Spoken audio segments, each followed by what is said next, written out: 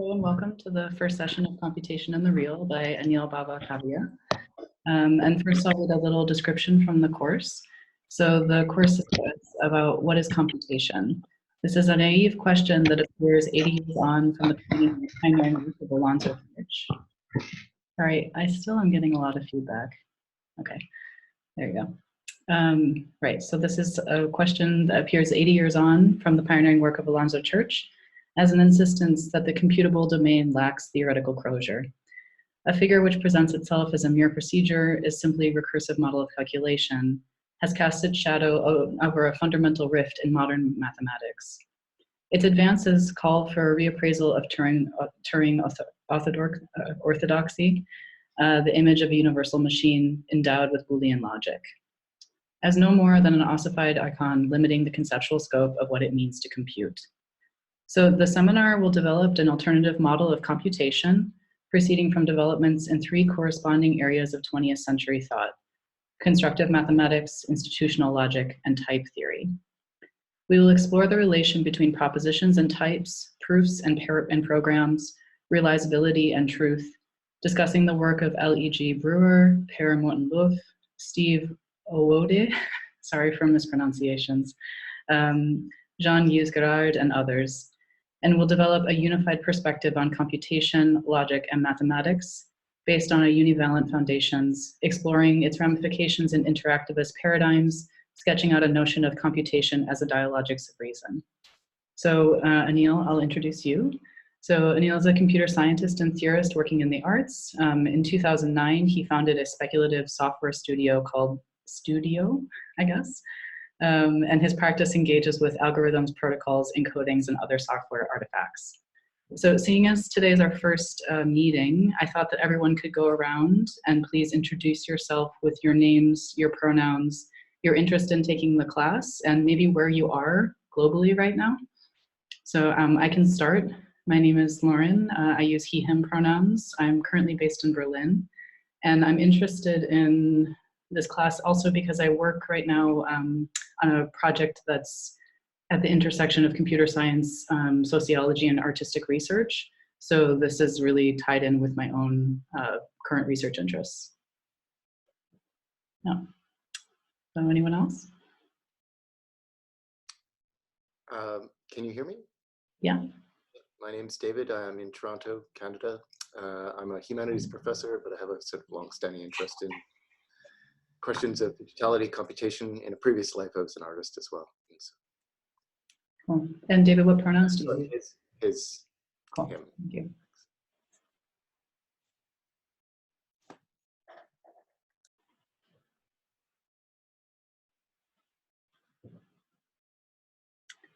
I can, sorry, go ahead.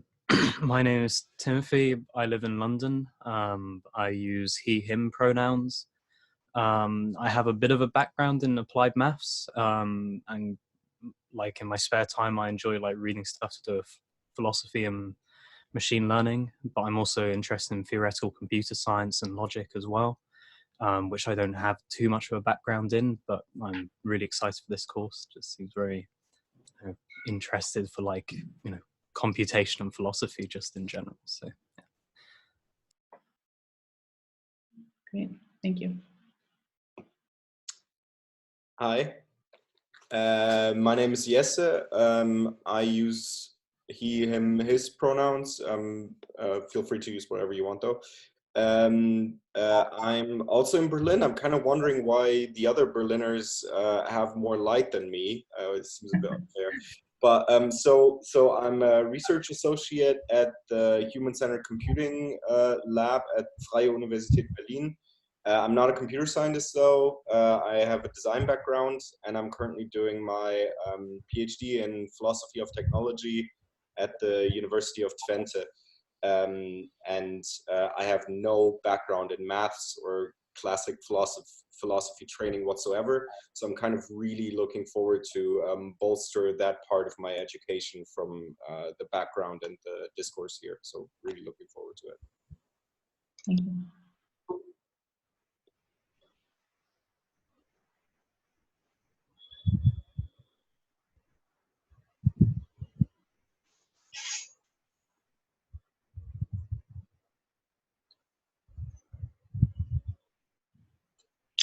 Hi.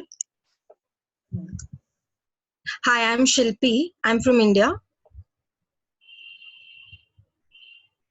Can you hear me? Yeah, we can hear you. Yeah, okay. I'm Shilpi. I'm from India. I'm a communication designer and I work in the field of social and behavior change communication. Like Jesse, I also don't have any background in computation, but I really want to understand and assimilate how I could use this new technology and computation in my area of work, and this is what brings me here. Great, thank you. Thank you.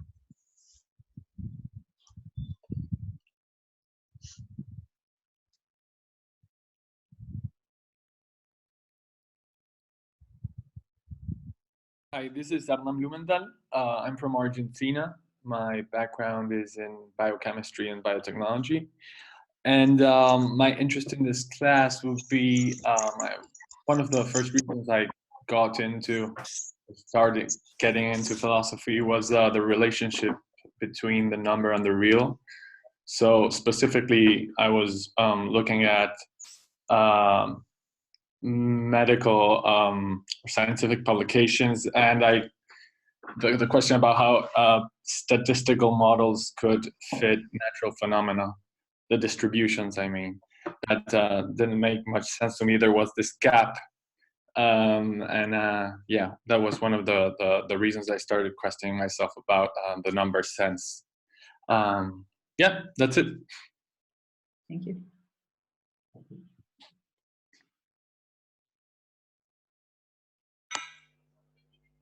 Hi, I'm Lenka, and I started my PhD in London recently. It's on Gilles Deleuze and scientific pluralism, but I haven't done much philosophy of science so far. So now I'm mostly interested in Deleuze's terms, in relation of philosophical concepts to chaos and then scientific prospects to this chaos plane of consistency, etc. So yeah, I'm interested to see how it works in mathematics. Great, thank you. Hi, my name is Emilio Vasquez. Can you hear me? Mm-hmm. I use the pronouns he, him. I'm from Cyprus and Dominican Republic. I'm currently speaking from New York, but I'll be joining you from Phoenix, Arizona, starting next week. So that's gonna be a 8 a.m. session for me. Mm-hmm. I'm a musician, artist, but in the past, I've studied, I have a degree in mathematics, and I have a degree in philosophy. My master's was on Deleuze and mathematics. And then I took a big break from that, and now I'm slowly getting back into it. And I'm currently doing a PhD in Phoenix, Arizona. Great. Thank you.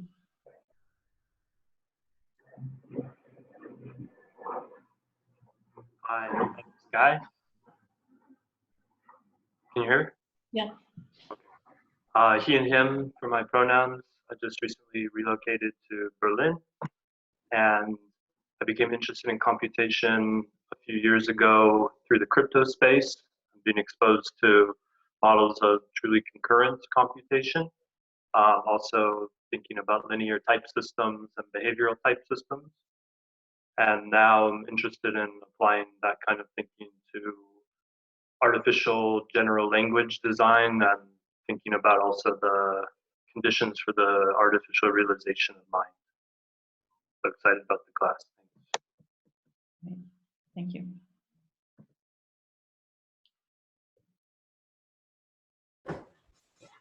Hello, can you hear me? My name is Nikki Roach, and can you hear me? Yeah. Okay, great. My pronouns are she and her. I'm in New Orleans right now by way of Los Angeles, but I'm normally based in Detroit. And my interest in this class stemmed from a time that I was living and working in The Hague at a research interaction design lab. And since then I've done independent like design and programming, and looking forward to just understanding the materials that I'm working with better. Great, thank you.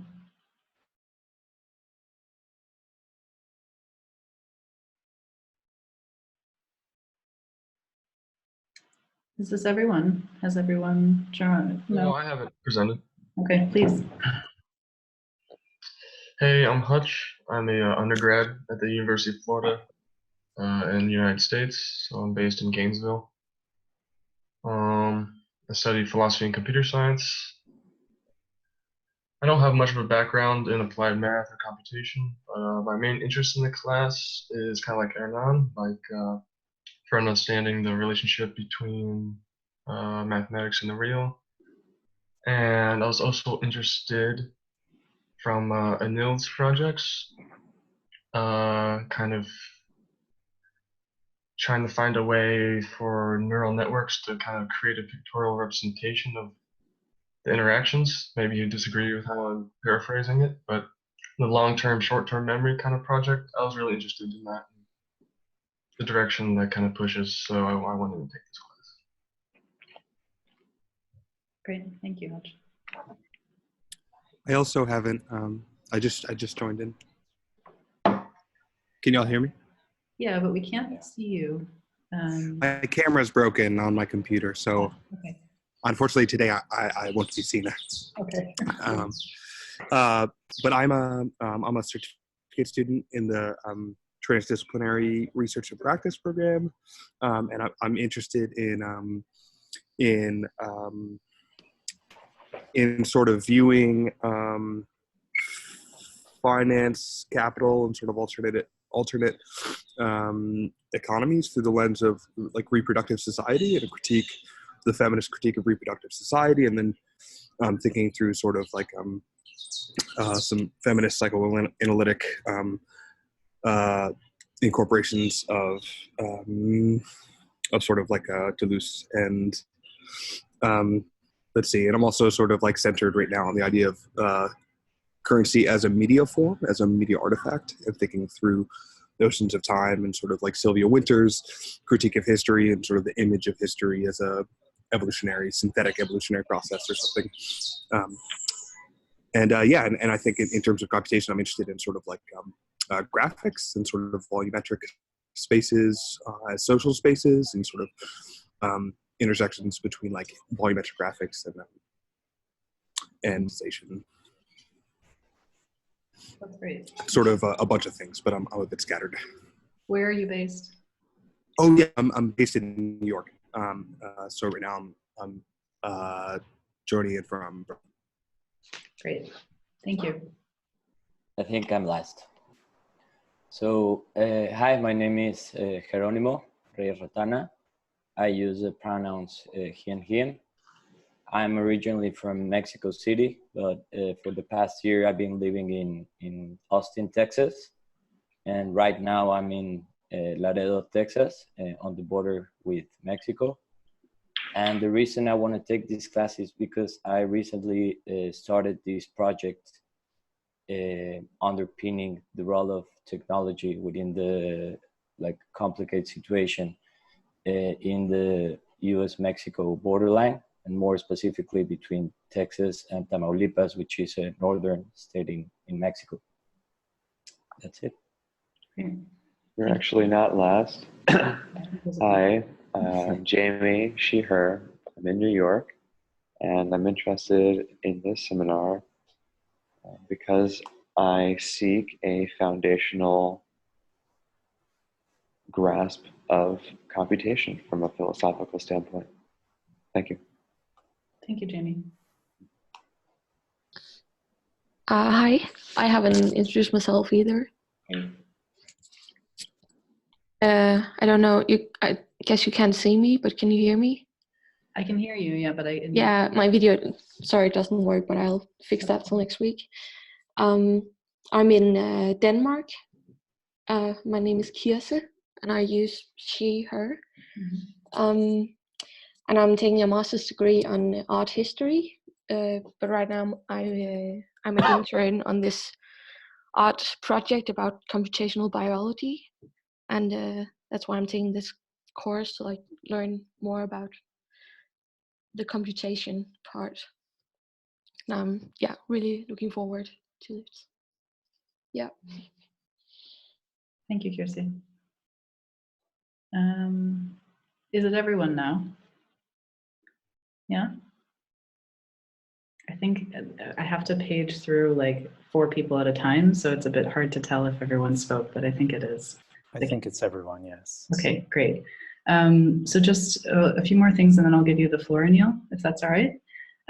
So I wanted to mention this idea of step up, step up. So we're in a mixed language context right now where some people are speaking English and it's not their native tongue.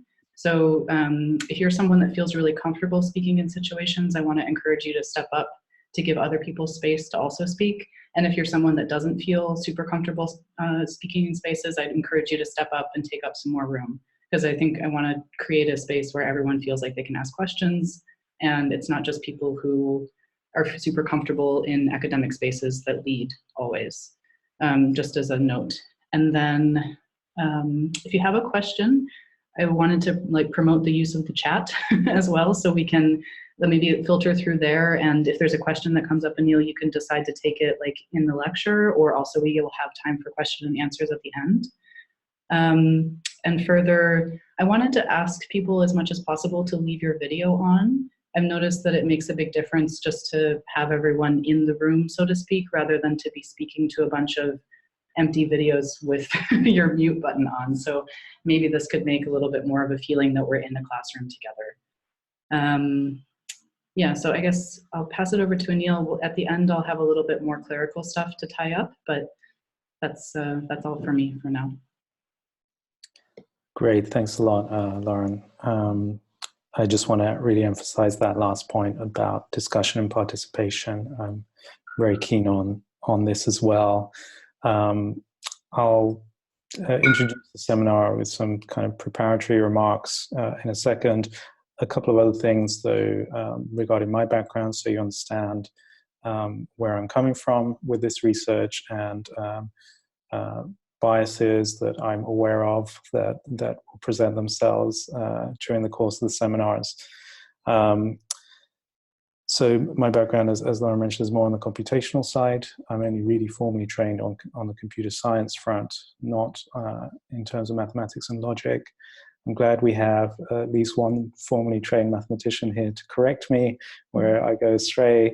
So Emilio, I look forward to being corrected on some of the formal aspects. I was a very average mathematician, so don't worry. I'll take that. We'll take all your expertise we can get in these sessions. Also in logic, I'm completely self-taught in that domain. Most of my research is independent in those 2 areas, whereas on the computational side, I have a long history in industry, a little bit in academia. I have an aborted PhD in modeling of urban scenarios at a transdisciplinary spatial research unit that was, again, fairly computational.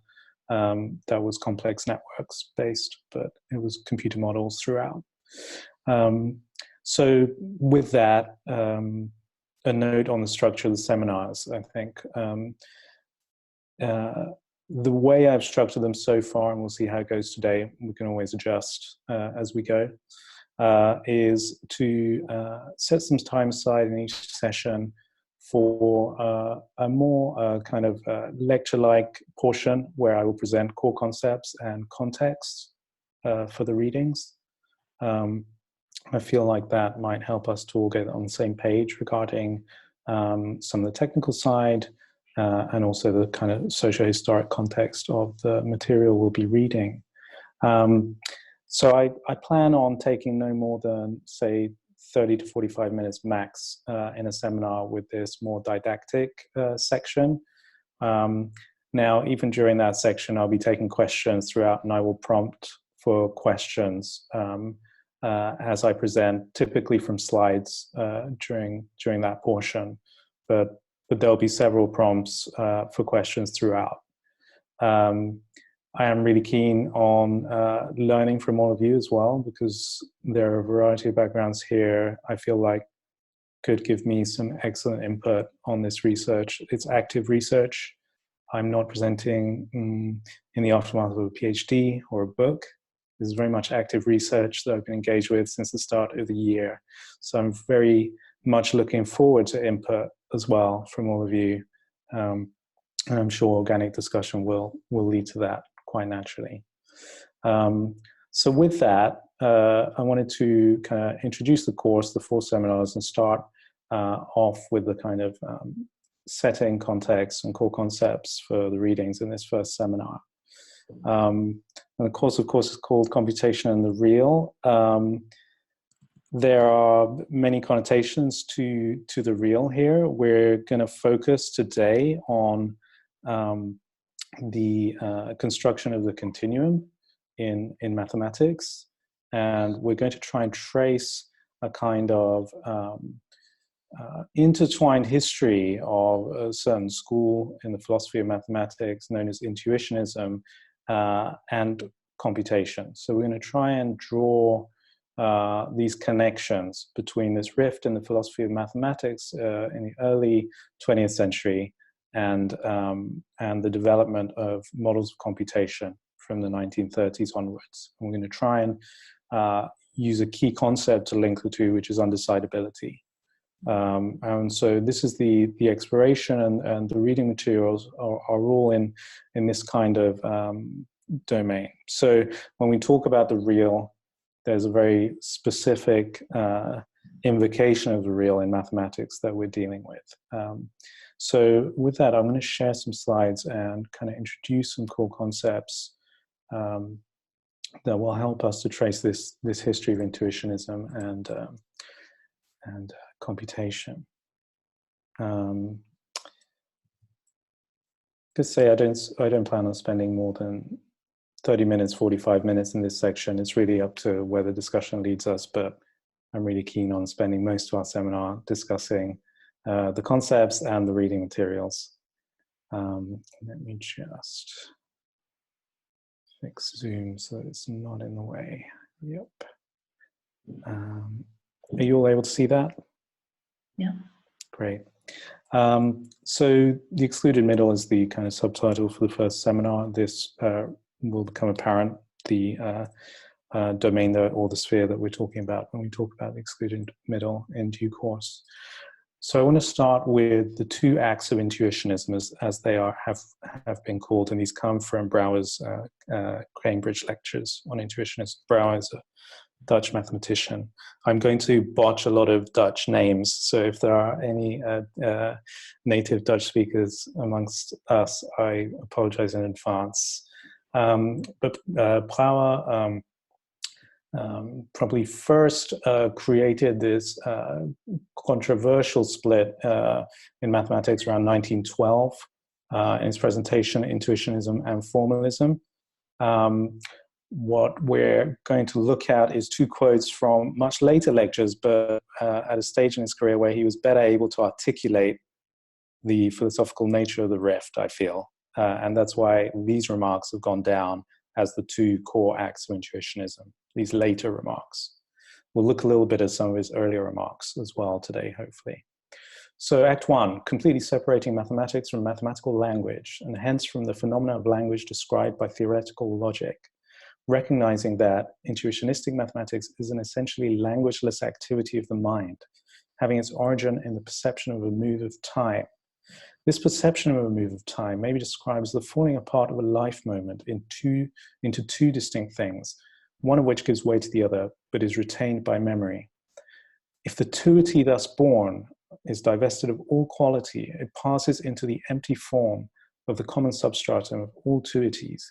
And it is this common substratum, this empty form, which is the basic intuition of mathematics. Okay, so this is really quite a breathtaking appeal to mathematics as a languageless activity, as an intuitive activity of the mind. This was controversial prima facie as soon as the remarks were first made in 1912, remained controversial up until this date, 1951. I would say that his school of mathematical philosophy hadn't exactly ballooned in influence, even by the late 40s. It was still seen as a kind of aberrant, eccentric position within mathematics. The dominant school of thought was, of course, formalism, that mathematics was based on axioms and symbolic logic. And so logicism and formalism had a kind of monopoly on attitudes towards mathematical activity throughout this period, from when Brouwer first came up with intuitionism all the way through to the 1950s, even though it suffered some heavy blows in the meantime, and we'll look at those as well. So that's Act 1, languageless activity of the mind. But really important to note here, what is he based, what are the primary stratum on which this intuitive activity is built? It's a intuition, a temporal intuition, so a temporal prior, and a notion of two-ness, so thus invoking unity, multiplicity. You know, the figure of number is still here. It hasn't been banished from the origin of this intuitive activity that Brouwer is trying to promote. So there's a very obvious, straightforward Platonist rejoinder to this, and that would be on the basis of number still being a primal concept, even for this intuitionist first act. Act 2, admitting two ways of creating new mathematical entities, firstly in the shape of more or less freely proceeding infinite sequences of mathematical entities previously acquired. Secondly, in the shape of mathematical species, i.e. properties supposable for mathematical entities previously acquired, satisfying the condition that if they hold for a certain mathematical entity, they also hold for all mathematical entities which have been defined to be equal to it. Okay, this is a little bit of a complex mouthful, but the key aspect of Act 2 is the assertion of intuitionism as a constructive account of mathematics. So as a form of constructivism within mathematics.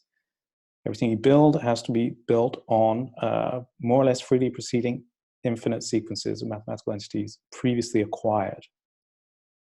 This will take on a more nuanced meaning as we go. How do you acquire them? So these two acts, intuitionism as a languageless activity and intuitionism as a form of constructivism in mathematics, we'll look at how these relate to each other through Dummett's text today. These aren't necessarily intuitively linked, but the way the one follows from the other is something we'll tease out. It'll just come out through the readings today. Does anyone have any questions about the way that Brouwer has positioned intuitionism at this stage?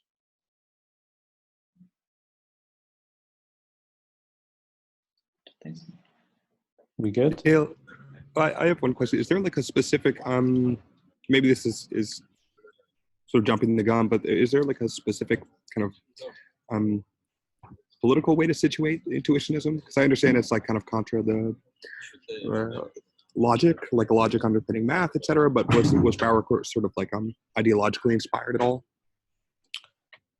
Yes, so it was certainly a philosophical stance from the off, and Brouwer was well aware that the claims he was making had metaphysical and ontological kind of components within philosophy of mathematics. He was, of course, a working mathematician as well, so he wasn't necessarily doing philosophy of mathematics the whole time. So they're clearly philosophical in origin. Now, the actual scope of these positions, in terms of how they bleed out from mathematics, is something for us to discuss. And I think as we discuss the readings, it'll be interesting to see people's takes on this. Now, the literature is, of course, confined to philosophy of mathematics at this stage, and I think we'll slowly work our way outwards. So I think we will come to this kind of question as we go along, but let's not preempt it. I would say let's come to it by teasing out some of the ramifications first. And then we will see these bleed out from mathematics into computation in particular. And that's kind of like my main interest in these ramifications. But yes, they could be even broader than that. Let's keep it there for now, shall we say, the political and ideological implications. William, did you have a question or? No, that all makes sense. Okay. I have a question.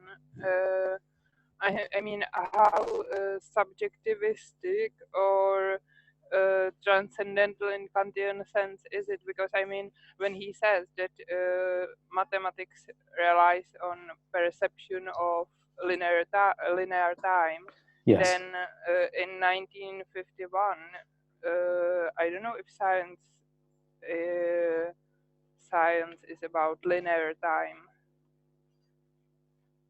I mean, this consequence thing, it's a thing which is to be found in the human mind, or?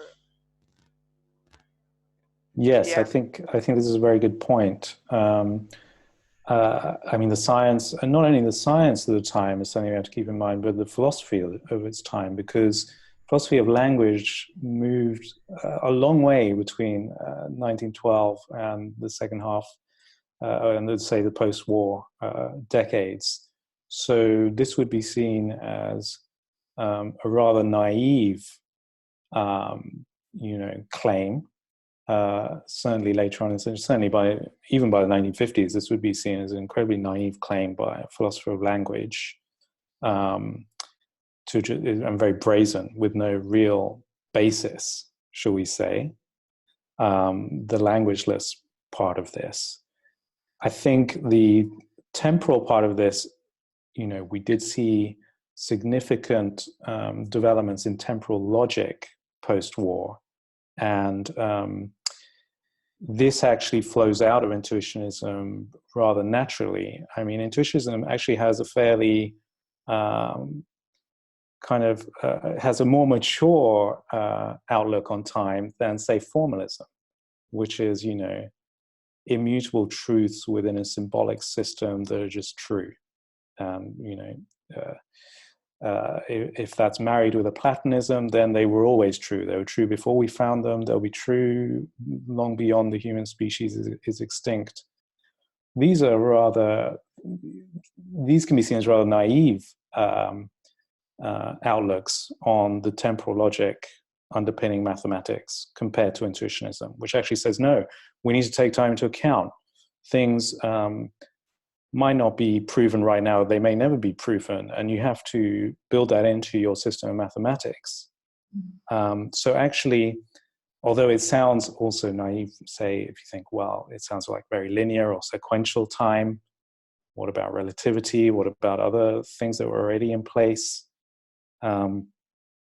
It's actually was more open to temporal logic than the other philosophical schools of mathematics, I would say. So, yeah.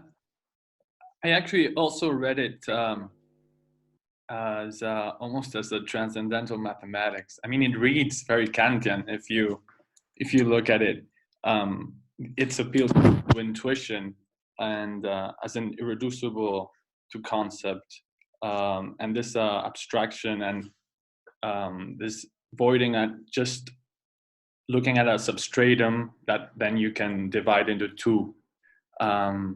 Actually, I couldn't help but looking at it in a very Kantian manner, and mathematics as coming from, or its genesis being produced by this subject, this consciousness that perceives over time. Actually, one particular line reads as one of Kant's. Here it says, moment in two distinct, one of which gives way to another, but it's retained by memory. It sounds like, maybe somebody can help me with this. The faculty of imagination. I'm digressing, but the not recognition, but the reproduction in Kant's theory as a retention of a past moment, and then the formation of an image, of a representation. Anyway, sorry. I wanted to agree with Lenka. That was my point. No, I think this is a great point. Actually, Brouwer in his initial address in 1912 references Kant. So in the origin kind of essay for this movement, Kant is directly referenced. If we have time, we can take a look at that reference as well on the basis of the intuitive nature of this. There is a kind of potential transcendent kind of metaphysics at play here, but it's interesting to see that it's actually coupled with a very constructive notion of mathematics in Act 2. So these things might be in tension. It depends, it's up to interpretation, because Brouwer doesn't really develop this as a general philosophy of mind. Certainly it's well beyond his faculties to do that. So that is definitely an act of interpretation to understand how these things can live together. But I agree, the appeal to intuition and memory here, I'm not a close reader of Kant. It may relate to a threefold synthesis or something like that, but we'll look at his Brouwer's individual reference to Kant in a second. So I want to move on from these two acts. It's just like the very simple building blocks, you might say, on which this position is based. But let's look at it a little more closely. Sorry, go ahead. I just have a really, really basic question about the Act 2, if I may. It might be really basic, or it might be completely what we're actually unpacking, but do we, like, okay, I'm a complete novice in maths, but like, is it obvious to everyone what a mathematical entity or a mathematical species is? Or am I alone here? So does like an entity, does that contain all possible statements as it alludes to in the text? And then how does that differ from the species, basically? That's kind of my question, I guess. Yeah, this is a great question, actually, because the term species is not exactly standard in mathematics. So Brouwer has developed this term quite specifically for intuitionism. To begin with, it has filled a few kind of roles. To begin with, it was almost like the intuitionistic version of set. But then intuitionism had to end up using sets because they were so fundamental that they kind of clash a little. They could also look a little bit like universes in type theory, where you kind of split up your domains in specific ways to try and avoid contradictions or paradoxes, and try and bound your realm of analysis. So I would say it's a vague concept, and it's one quite specific to intuitionistic mathematics, and it has been deployed in slightly different ways. So I think it's a good point that it's not necessarily apparently obvious exactly how it's being invoked here. And I would say that, to my understanding, I have the same question as you regarding it, because it's deployed in these different ways.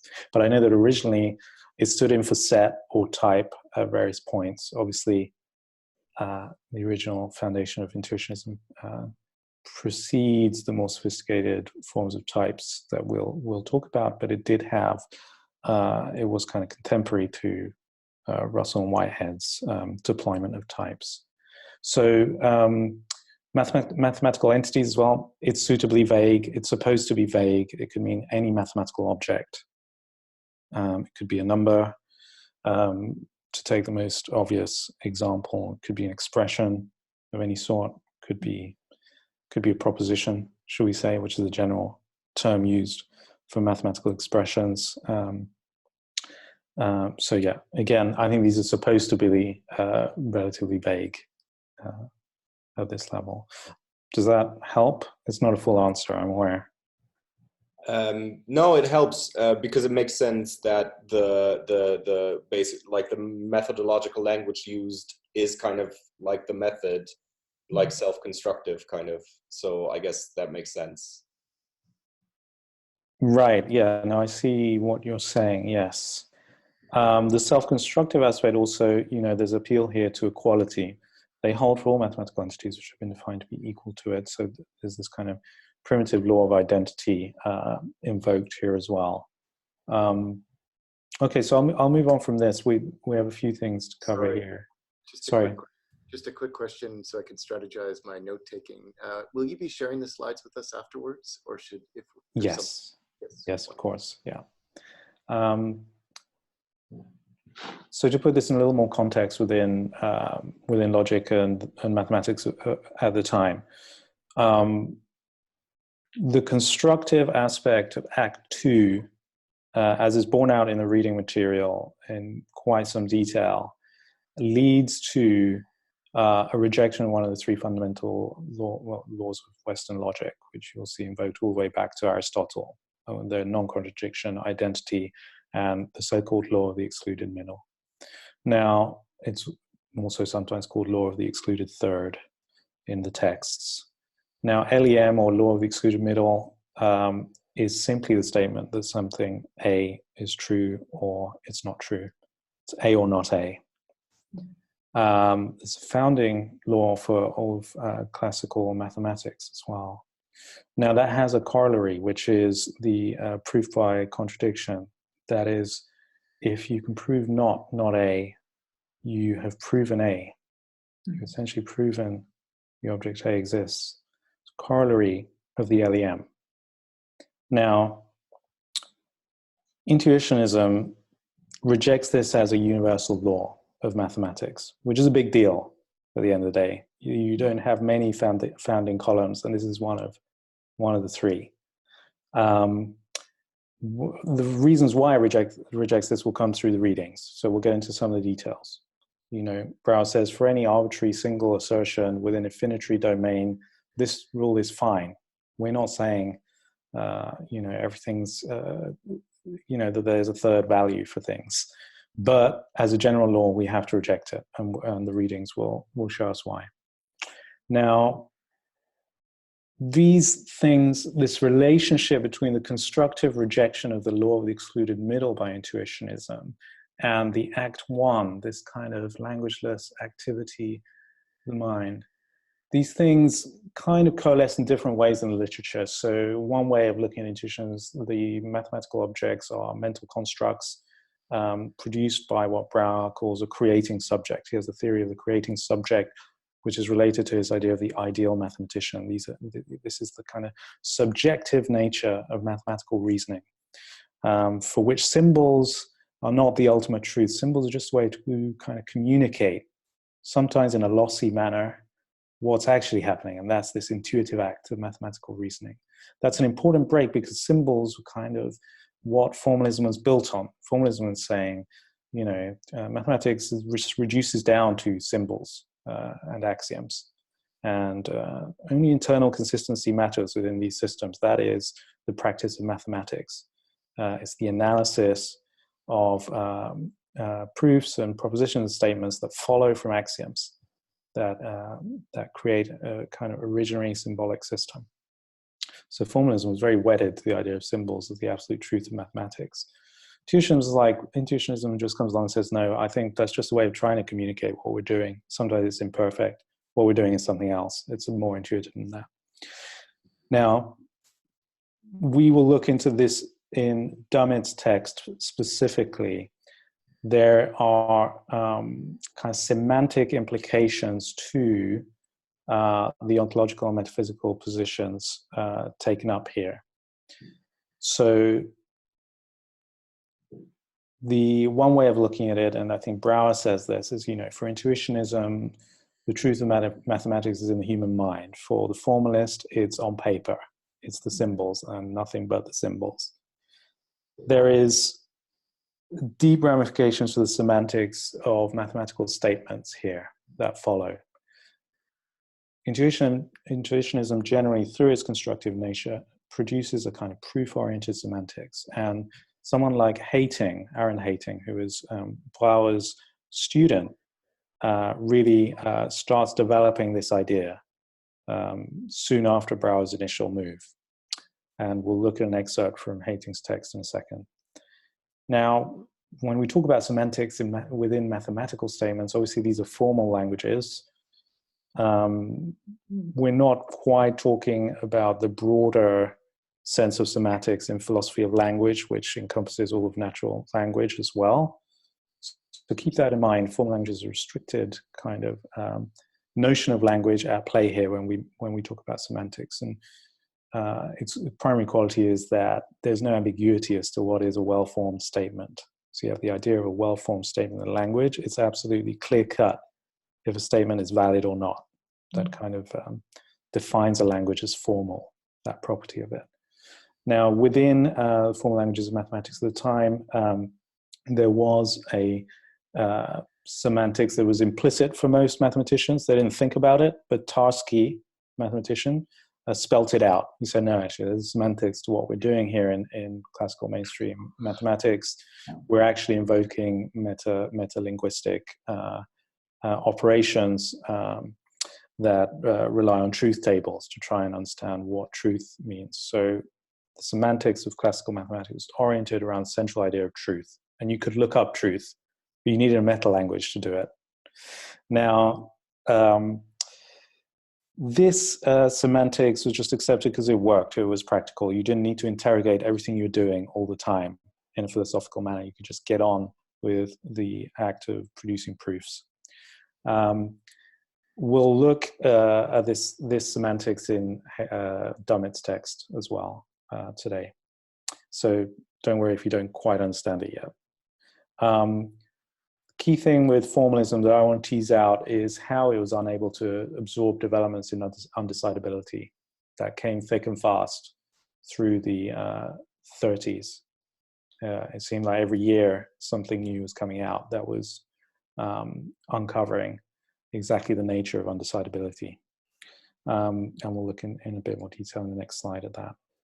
Now, we should mention Platonism here, the kind of belief in the independent existence of mathematical objects. So number is the typical one that gets asserted here. Not necessarily mutually exclusive with the other schools. Intuitionism, if anything, is the big attack on this. But Platonism and formalism, a lot of working mathematicians would adopt a combination of these approaches if you ask them about the philosophy of their own practice. This also has semantic implications, Platonism, as to the independence of the truth value of formal statements from a particular proof. That thing was true anyway. You may have proved it just now in a particular way. Someone else may prove it in another way in the future. That's independent of the fact that it is true in that system. And there's a kind of ontological kind of independence of truth going on there as well. So this is just to situate intuitionism. Does anyone have any questions? Like I say, we'll be fleshing out quite a lot of the ideas here over the next couple of hours.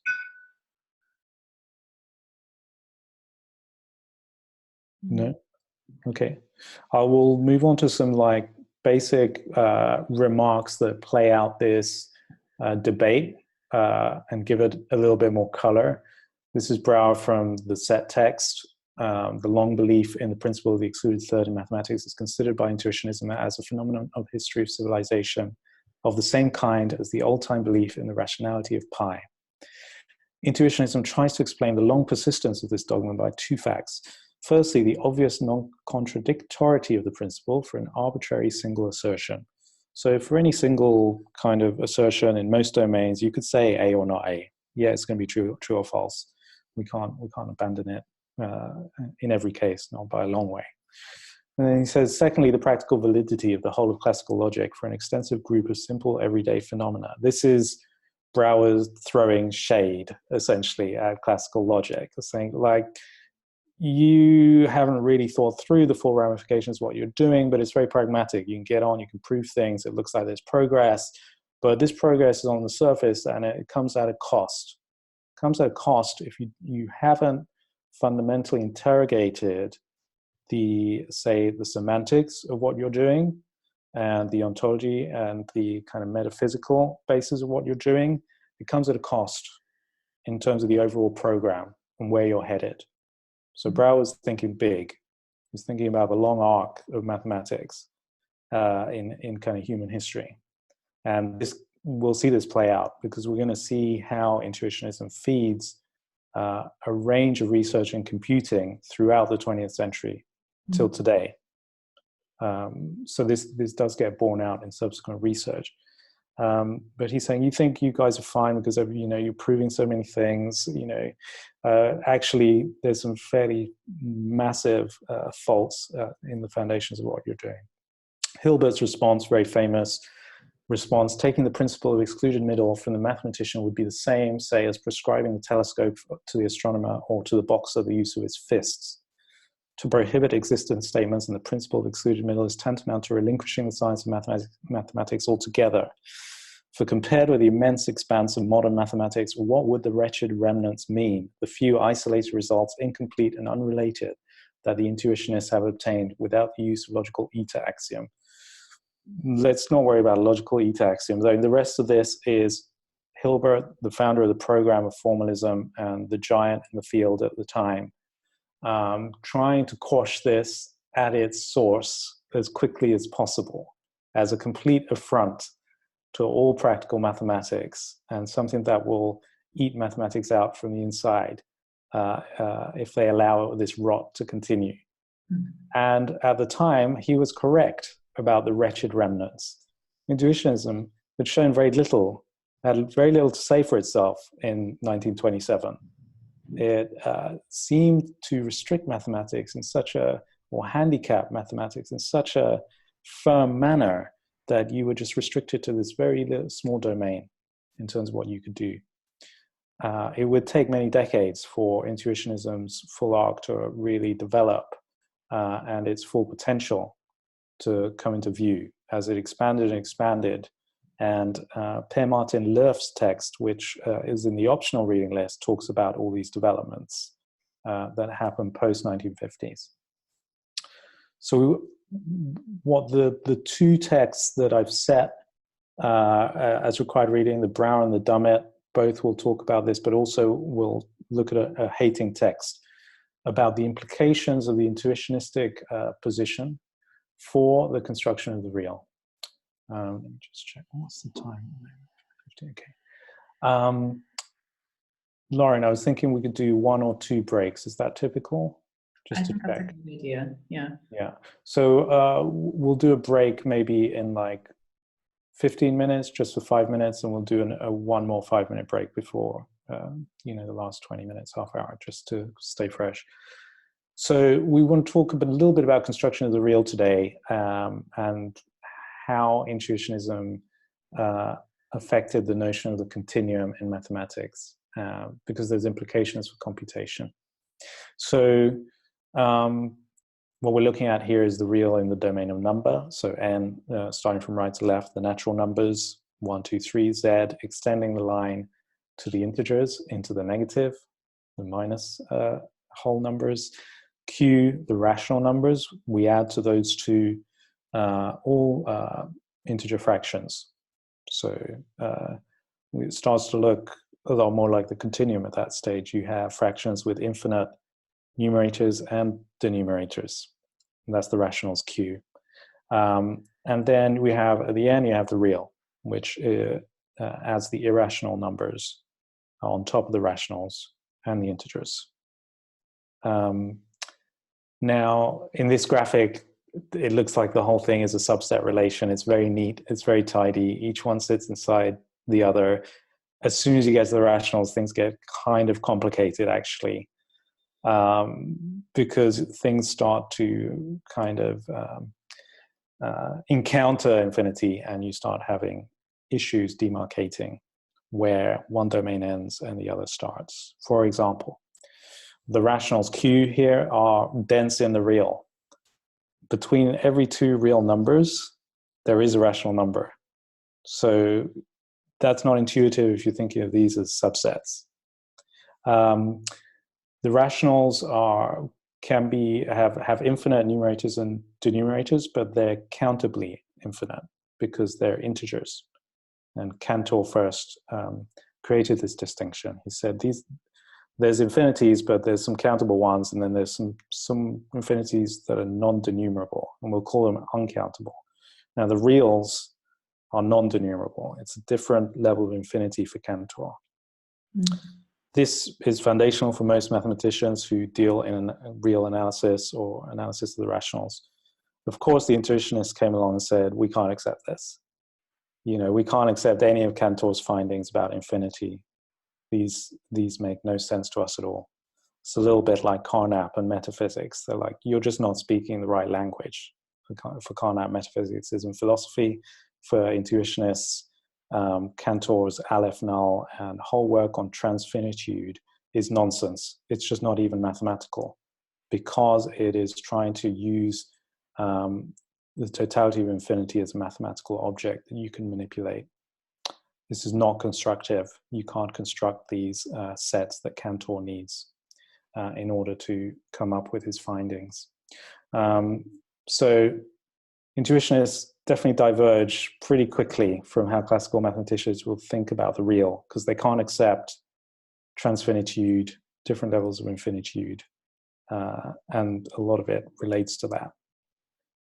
Let's look at the two canonical kind of constructions of the real in classical mathematics. They're Cauchy sequences and the Dedekind cut. Now the image you're seeing here is an example of a Dedekind cut that we try to visualize. First of all, though, let's go quickly through a Cauchy sequence. Cauchy essentially introduced the idea of limit and convergence to mathematics in a formal manner through this sequence. He said, we have a sequence of real numbers such that for any real number eta, given eta is larger than 0, there exists n such that if mn is larger than n, i.e. we have two successive elements of the sequence whose difference is smaller than eta, whose difference is smaller than any real number. So we're creating a converging sequence here of numbers that converge to infinitesimal limit, because the difference between any two kind of successive elements of the sequence can be smaller than any real number. So you get to quite a strange infinitesimal limit in the real through a Cauchy sequence. Now, that was a rather elegant and simple way of saying, well, that's how you get to continuum. You just, it is an infinitesimal limit condition. And you need this notion of convergence to get there. Dedekind had quite a different approach to it. He said, well, what if we take the continuum and we just kind of create a cut in it? And then we try and kind of construct the kind of point at which we cut the continuum through two subsets. The subset that sits on one side of where we've cut the continuum, the subset, the left and right subsets, essentially, the blue and red ones here. Now you can see the subsets here in the diagram, they contain rationals. These are integer fractions, so this is the domain of the rational, which makes up you know, a large part of the continuum. But the cut itself, in this canonical demonstration, is we're going to build an irrational, you know, a number that is uniquely of the domain of the real, by creating these two subsets. Now, it's kind of immediately constructively difficult, because one of these subsets has to be open-ended, because it's going to have to just kind of continue. You can't really close them both. So they can't be closed sets. One of them could be closed, but at least one of them has to be open. Otherwise, you'll never reach continuum. So it relies on an infinite open subset, you would say. Again, intuitively, this isn't really constructive. Like, what is this infinite open subset? Can we say anything about it? What happens there? Is that really continuum? It's not a constructive object because it's open. Nor is the Cauchy sequence constructive, because it has this infinitesimal limit in it. So intuitionists were like, well, we can't do any of this. These are all fine, but they don't really get to the real sense of the continuum. They said, look, the totality of the continuum is a primary intuition. We take it as primary intuition. Continuum is total, you know, by definition. for intuitionists. That doesn't mean you have to have full access to it as a mathematician. You might not be able to play around with the full continuum as a totality. So, because that violates our principle of constructive nature of mathematical objects. And we have no problem kind of saying that, because we're intuitionists. We're not trying to build a totally consistent, total, formal system that integrates the whole of the real. That's not what we're about. It's not our program. So we have a lot of freedom here. So Brouwer is saying, well, actually, let's just create these things called free choice sequences. Let's create a sequence of numbers. But we're going to be in a kind of ongoing, finite, incomplete, pretty much algorithmic labor of construction. That's our real. There's nothing more we can access than that. That's our domain of the real. That's our access to it. And we're not actually going to make any further kind of existence remarks about the real beyond that, because that's not mathematics. You're kind of like, maybe you're in metaphysics or maybe you're somewhere else, but it's not practicing mathematics at that stage. So it's quite an eccentric position, but it's a position which is also quite modest in the face of the real. And that's what I would say. It's then this is a thread in intuitionistic thinking, quite open to the idea of undecidability in the non-denumerable domain. And this is the foundation of their rejection of the law of the excluded middle. They started looking at real domain. They started saying, look, actually, in this domain, as soon as you're out of kind of finitary, natural number style scenarios, a lot of aspects of decidability go out of the window. And we're totally open to that. That's fine for us. We're not trying to extinguish undecidability from mathematics. So does anyone have any questions at this level? I'm worried that we're going to do a little bit of reading that also talks about this as well. Hating and Brouwer talk about it.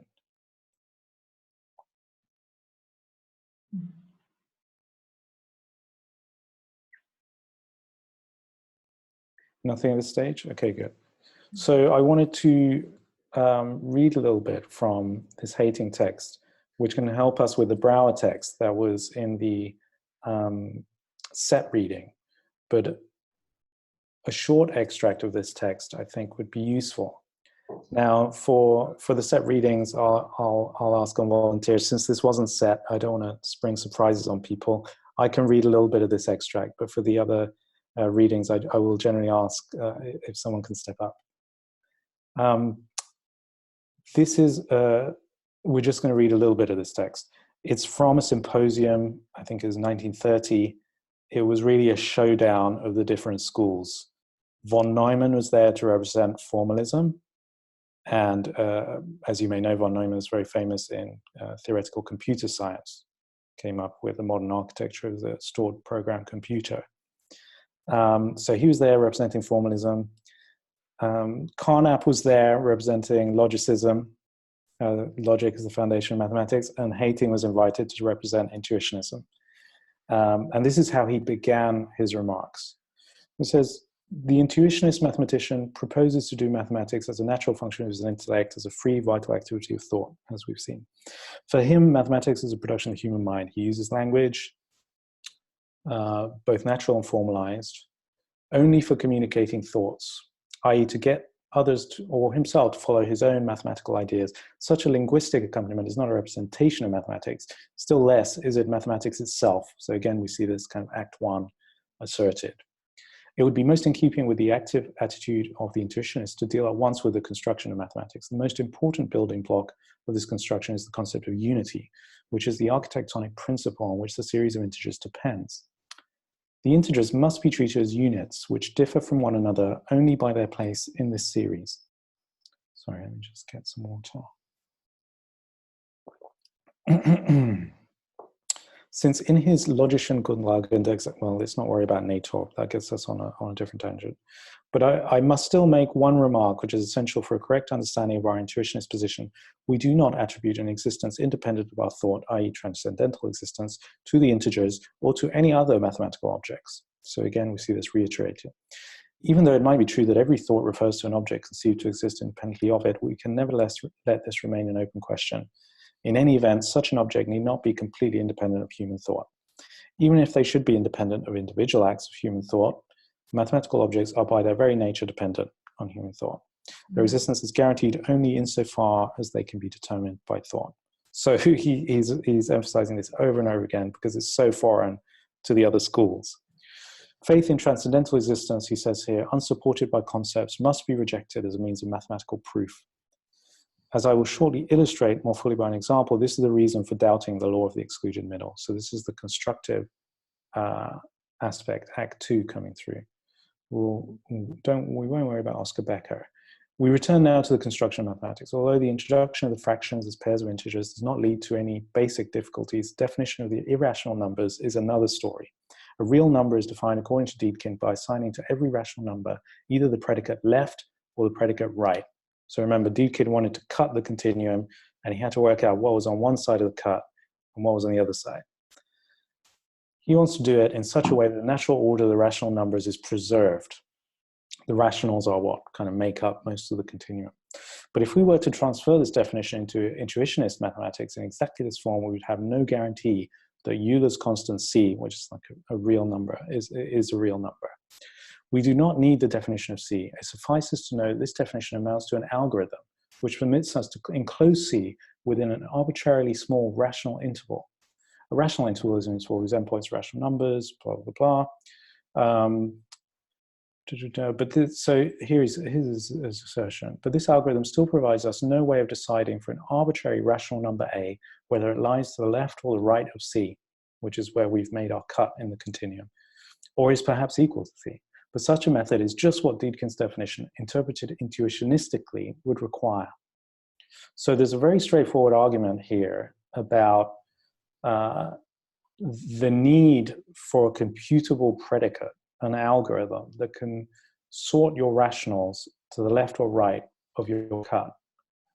This is clearly not a halting algorithm in modern parlance. This language wasn't exactly available to Hating at the time because Turing hadn't developed this language yet. In fact, none of the three modern models of computation existed. So he only deploys the notion of algorithm in this text, which is obviously an old notion. And he goes on to try and, he goes on the technical kind of aspect of why this isn't possible constructively. But it is rather intuitive if you have, if you're in a non-denumerable infinite space of numbers, you're not going to find a way of sorting out everything to the left and right of a cut. But he goes through that here using the idea of choice sequences, which I mentioned, which are how intuitionists deal with the real, one step at a time, you know, one rational number at a time. And so he points out, as is rather intuitive to us now, is an algorithm doesn't exist that would be decidable. So he didn't have this full language yet, or he hadn't married this language yet to choice sequences. But, you know, Hilbert had formulated the Entscheidungs problem in 1928, just before this. Now, the intuitionists hadn't necessarily integrated these ideas fully with free choice sequences. So Hilbert's Entscheidungs problem is the decision problem that Turing finally answers later on. I think it might be 1936, but we'll see in a second. So he's making a very basic point and linking the construction of the real, the way the intuitionists do it, to an algorithm that, in modern parlance, is decidable. And he's saying, well, you can't construct the real the way you are saying that you can construct it, because it's non-constructive. So on philosophical grounds, not because the way within your system you can construct it, but we have a different system and it's not compatible. So this is the fundamental incompatibility in the treatment of the continuum. Does anyone have any questions about that? I don't want to get into the whole of this text because I know it wasn't set. Okay. So this is towards the start of Ben Asaraf's Philosophy of Mathematics Selected Readings book. And it does include other ideas from intuitionism, like the idea of a spread. There's a number of related technical ideas that they bring into play when dealing with the real. We're not going to get into all of them today. So I wanted to take a quick break there.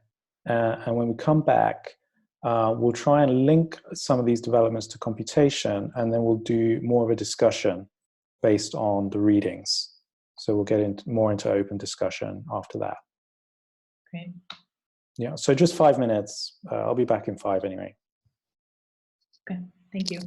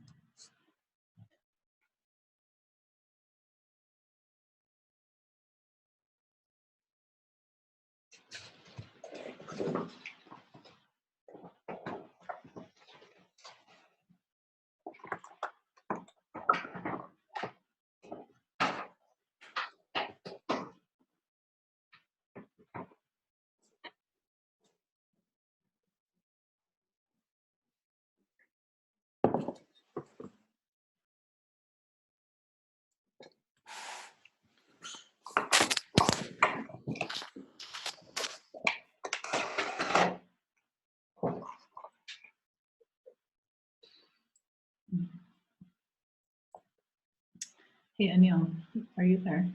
Yeah. Cool. Maybe we can talk about this at the end as well, but there's a requirement from the new center for people to do kind of presentations and responses. So it's a very simple, not super stressful thing, but maybe a way to do it would be with these paper, like with the upcoming reading, everyone could present some ideas on one of the readings, or just kind of like the main concepts or points, and then some people also can be assigned to respond. But we can figure that out at the end, or even do it over email, but just so you know. Sure. So this sounds great. We can do it between, in the run up to the next seminar, so we can follow up maybe after this one, just to iron out the details as to how many people you want to present, etc. Just the practicalities, but it sounds great. Yeah, great. Cool. So are we back? We're mainly back.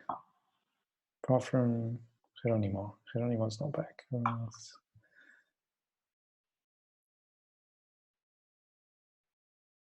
Where's Geronimo? As we say in Spanish, el que se fue a Sevilla perdió la silla. He who went to Seville loses his seat. Geronimo can miss the start of this session, maybe. Let's give him 30 seconds.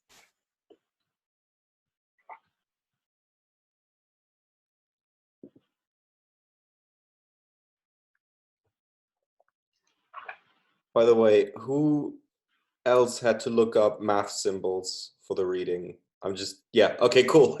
Great. Thank God. This is a really important point, I think. There is such an array of vocabularies being deployed in any mathematical piece of writing. It can be incredibly intimidating. It took me a while to get used to the idea that it's okay to spend a lot of your time looking stuff up, and you're going to need to look it up repeatedly because you'll lose sight of certain symbols. They'll come back and you'll need to re-jog your memory over and over again. We are talking about entire languages that become quite expressive. If you look at the appendix to Topoi, Goldblatt's book, it's incredible.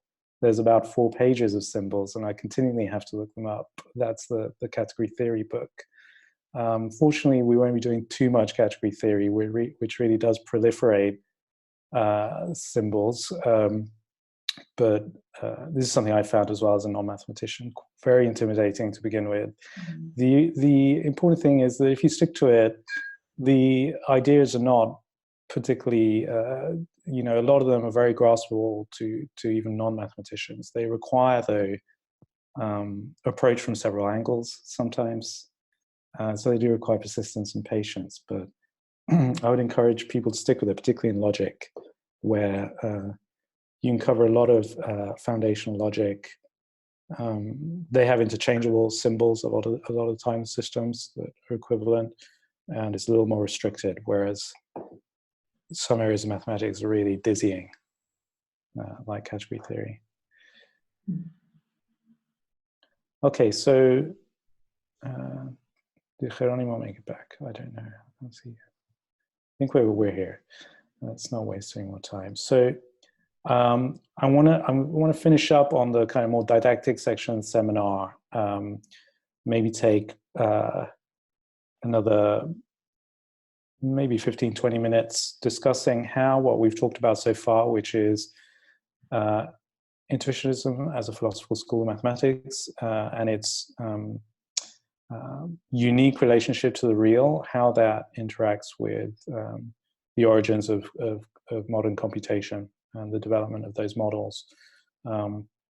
and we'll speak a little bit about undecidability. I'm just checking the chat in case there's a question. Oh yes, the slides will be shared, yes, afterwards. Let me share again. I promise the blueness will come to an end at some point. You'll have to deal with it for a while longer. We're going to skip that reading. Okay, this is where we need to be. Okay, so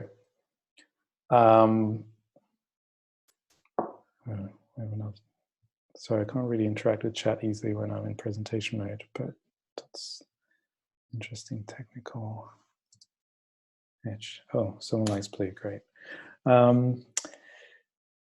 This timeline then is here to help anchor us or orient us in understanding these relationships between intuitionism and computing. It's worth noting in the late 19th century, we already had a constructivist school of mathematics that was already out there rejecting Cantor and set theory, and particularly the findings on infinitude and transfinitude from the start.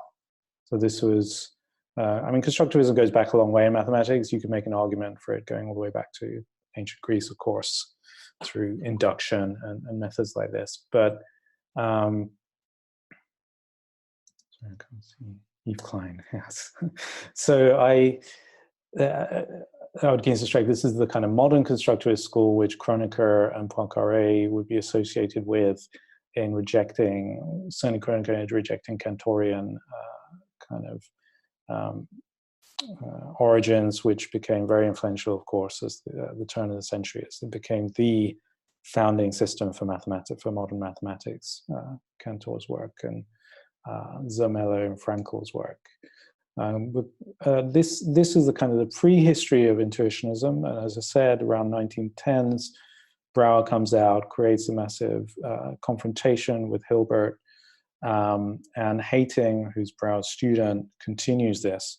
Hayting developed the logic for intuitionism formally, so the entire algebra of intuitionism, which, to be fair, looks a lot like classical logic without law of excluded middle, but he goes on to explore the semantics that this constructive school produces. So he's a very important figure. Hilbert's Scheining's problem comes along, as I said earlier, in 1928. This is the decision problem, namely a challenge to try and understand the particular site and limits of decidability, which he stated simply as the decision problem. Can we provide a proof of the termination or non-termination of processes that relate to mathematical judgments in the broad sense, and then it had specific applications in computation. But it was a general problem in mathematics, which just intuitively had a strong computational treatment that came along a few years later. Hayting, we just saw his text. It was from 1930. That's when he was developing the logic and algebra, as I mentioned. 1931 is incompleteness from Gödel, a very general finding, of course, that blew a hole in formalism. Not a fatal, though, because everyone was still doing mathematics like it didn't matter, you know, incompleteness didn't really matter to a lot of practical mathematicians, but a theoretical, philosophical hole in the whole program. We won't go too much into incompleteness. It's quite a complex proof, but one interesting aspect of incompleteness is how the proof has to go via an encoding. That's called Gödel numbering. It has to find a way of encoding all mathematical propositions. And this idea of encoding will come back when we look at, for example, type theory and how it relates to mathematics and logic, how it relates to propositions. So it utilized an encoding. It also utilized a paradox of self-reference, kind of liar-style paradox. This statement is false, which will come back in various guises as well. Church around the same time is developing the lambda calculus, which is probably the first attempt to create a complete model of computation and computability in terms of a calculus. We'll talk briefly about that. We're going to talk about these three models of computation that are in the gray and inset in the three following slides. There's the general recursive functions from Gödel, and there's, of course, Turing machines. The best known of the three models comes last. Now, even before Turing had published his Turing machines idea, Church had already found an equivalent form in completeness within his lambda calculus using the same techniques Gödel had used, and he called it inconsistency of lambda calculus expressions. So you have the first model of computation, which contains inconsistency. The second model comes from Gödel, the general recursive functions, and he'd already proven incompleteness as a macro theorem. So it, of course, also applied to his general recursive functions, which were a subset of mathematics.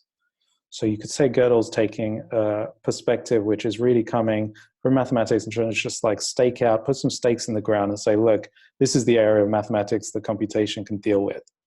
Can't deal with everything else. So he has a very mathematical view. Church had a functionalist view, so he worked from functions, which are obviously mathematical concepts, but his scheme was functionalist all the way down, and we'll see that in a second. Whereas Turing is the one who really broke away with the existing practices of mathematics and actually said, you know, I'm going to just develop a completely new idea here, which is essentially realizability was the underlying idea behind Turing machines that Gödel and Church weren't really concerned with. They were concerned with just, you know, computation as a subset of mathematics. It's a little more complex than that. They were all in communication. Gödel was issuing rejoinders to Church throughout, but they all certainly took different approaches to modeling computability, and Turing's the one that broke away from mathematics in a way which wasn't easy to re-assimilate by focusing on physical realizability of computations, which is his Turing machine. Now, Turing was able to solve provide a response to the Entscheidungs problem through a computational treatment that was informed through his new perspective. It was a new perspective about physical realizability in this new domain. And that was his famous paper on the proof of the undecidability of the halting problem in the computable domain, which is all about the termination or non-termination of programs. So Turing was moving in this direction. He didn't really have the language, like his Turing machine doesn't totally have the notion of a program yet. You know, it requires development, but we'll see how it seeds it. These developments in these three related kind of notions, incompleteness, inconsistency, and undecidability, developed through the rest of the century, actually, all the way through to algorithmic information theory in the 70s. Now, what I would say about these three holes blown in the consistency or in the completeness of these systems came from the three, basically have a deep relationship to those three models of computation by providing some kind of bounding domain that we might call the emerging domain of the computable. They were able to articulate the incompleteness of a certain realm of mathematics in different ways that ended up being equivalent. So the models themselves ended up being equivalent, Church, Gödel, and Turing, and this kind of incompleteness, inconsistency, undecidability findings ended up having equivalent treatments in the three systems. I have a computational bias, so I view them all through the lens of undecidability at the end of the day and non-termination of physically realized functions. Does anyone have any questions about the historical development? We'll talk next about the three models, and we'll definitely can discuss those in more detail. So save your questions that are specific about the three computational models, but if you have any other questions about historical development.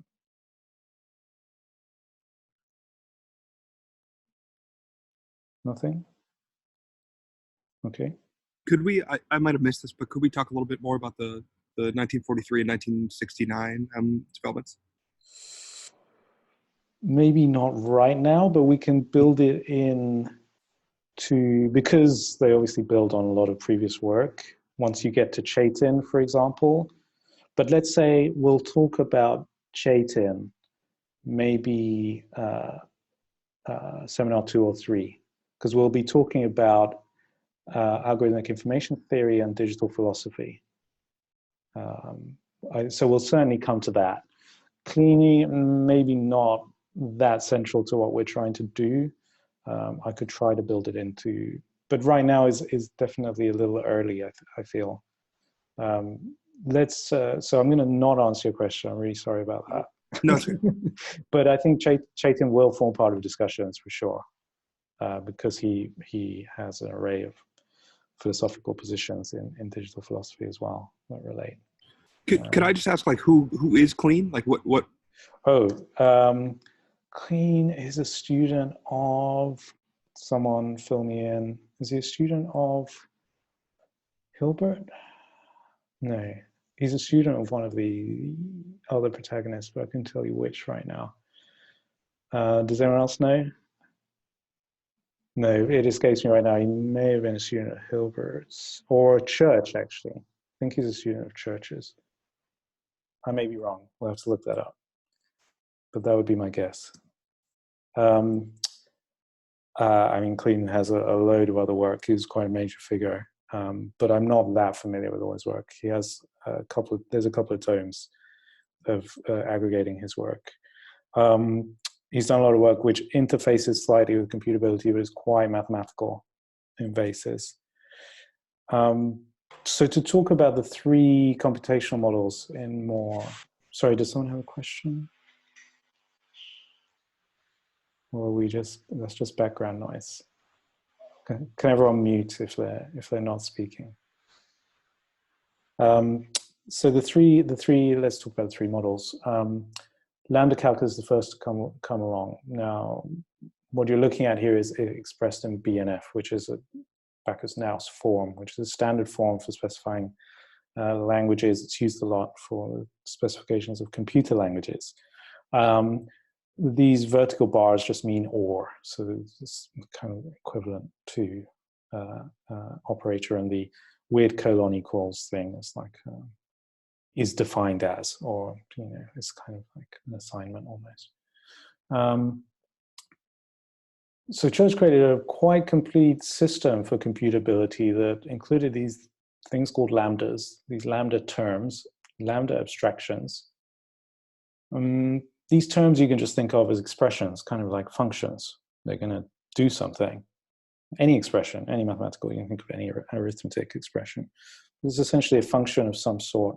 Kind of needs to take natural numbers and kind of return natural numbers, not do anything too crazy, because otherwise you leave the realm of computability pretty quickly.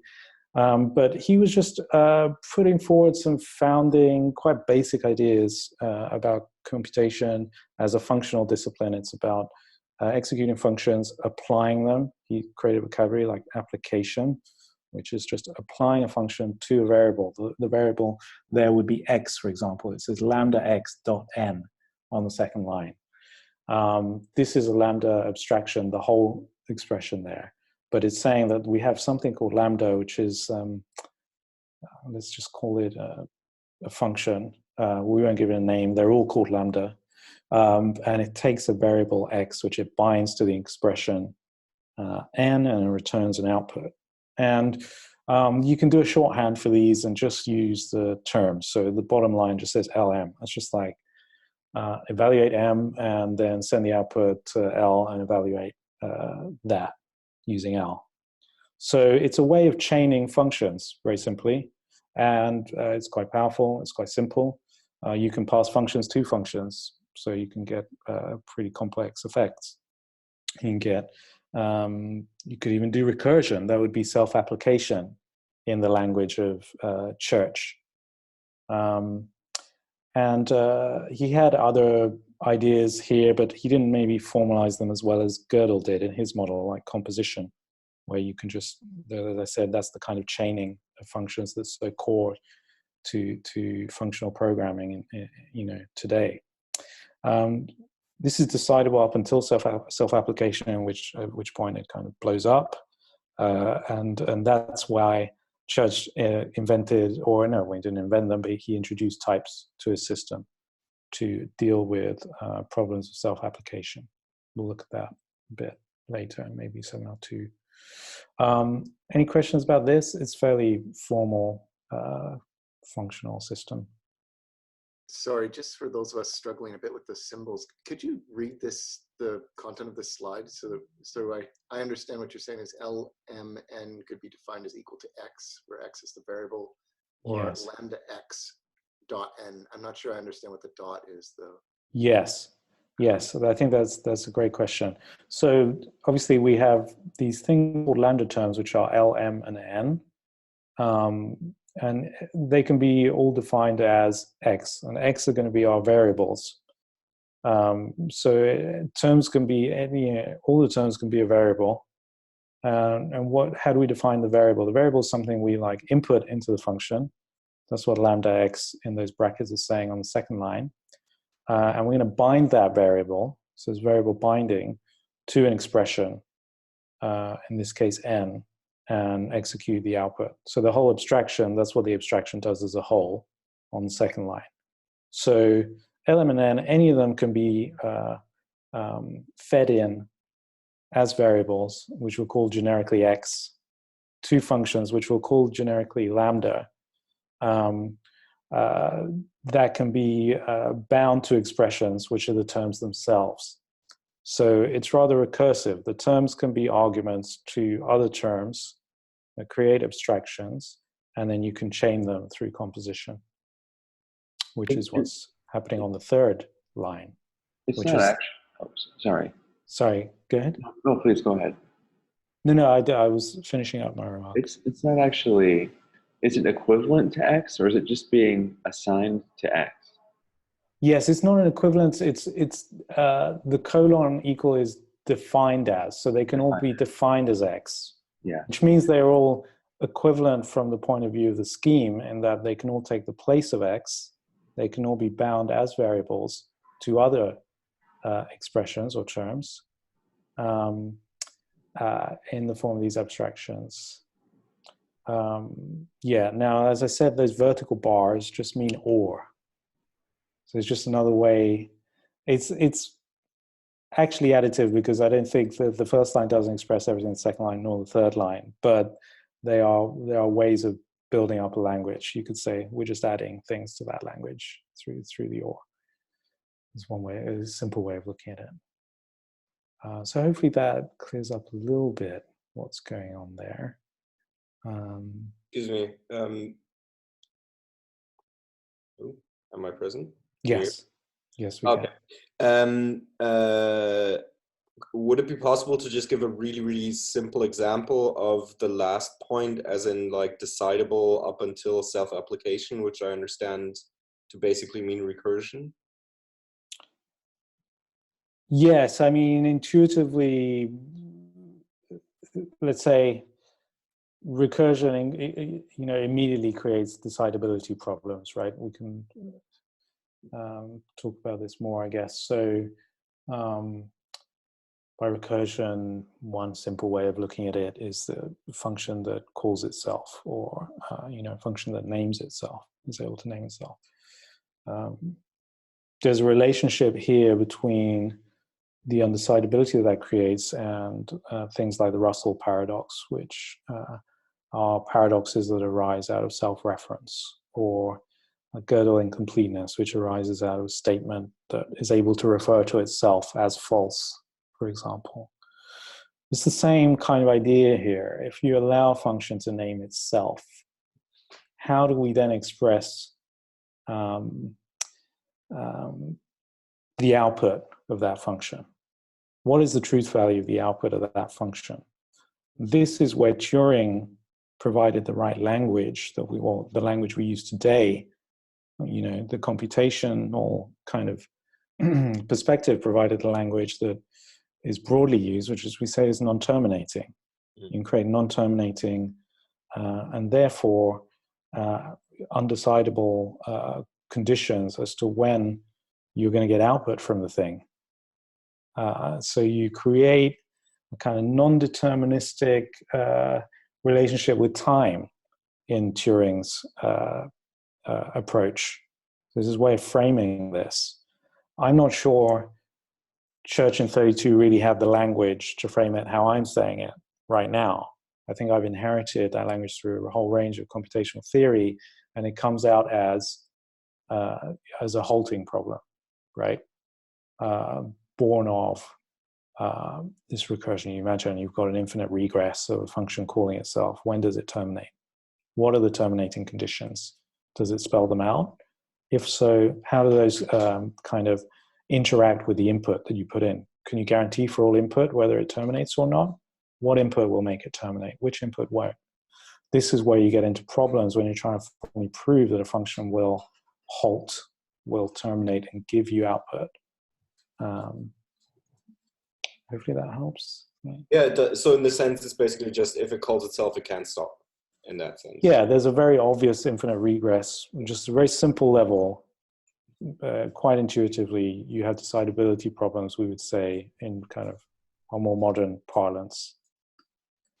Now, I'll just talk about Gödel's, which is quite similar to Church's, but like I say, still very kind of more rooted in existing mathematics, and maybe a little more formal even. He has, sorry, go ahead. I'm just a bit confused though with the previous one. Maybe it's better to clarify before. Sorry, let me just put the camera back. Oh, no, it was on. I guess I'm confused. Is there a relation between the first three, like the terms application, terms abstraction application, and the first three sentences? So like terms would be the first where the lambda terms are composed. Then the higher order would be at the level of abstraction, so functions as arguments, and then a functional treatment of computability would be the application, or is that not? Yeah, this is not necessarily one-to-one. So Okay. I'm introducing the concepts as we go. I would say the first one, element, and then our terms. So we're introducing the notion of terms. And the second one, we introduce the notion of the lambda function itself, which is the lambda, the notion of a variable, which is the x, the application, or the binding, should I say, of a variable to an expression, n. Okay. Right? And that's what the lambda does. I've deferred application to the third one, but actually in the second line, if you evaluate the whole thing, you're executing an application.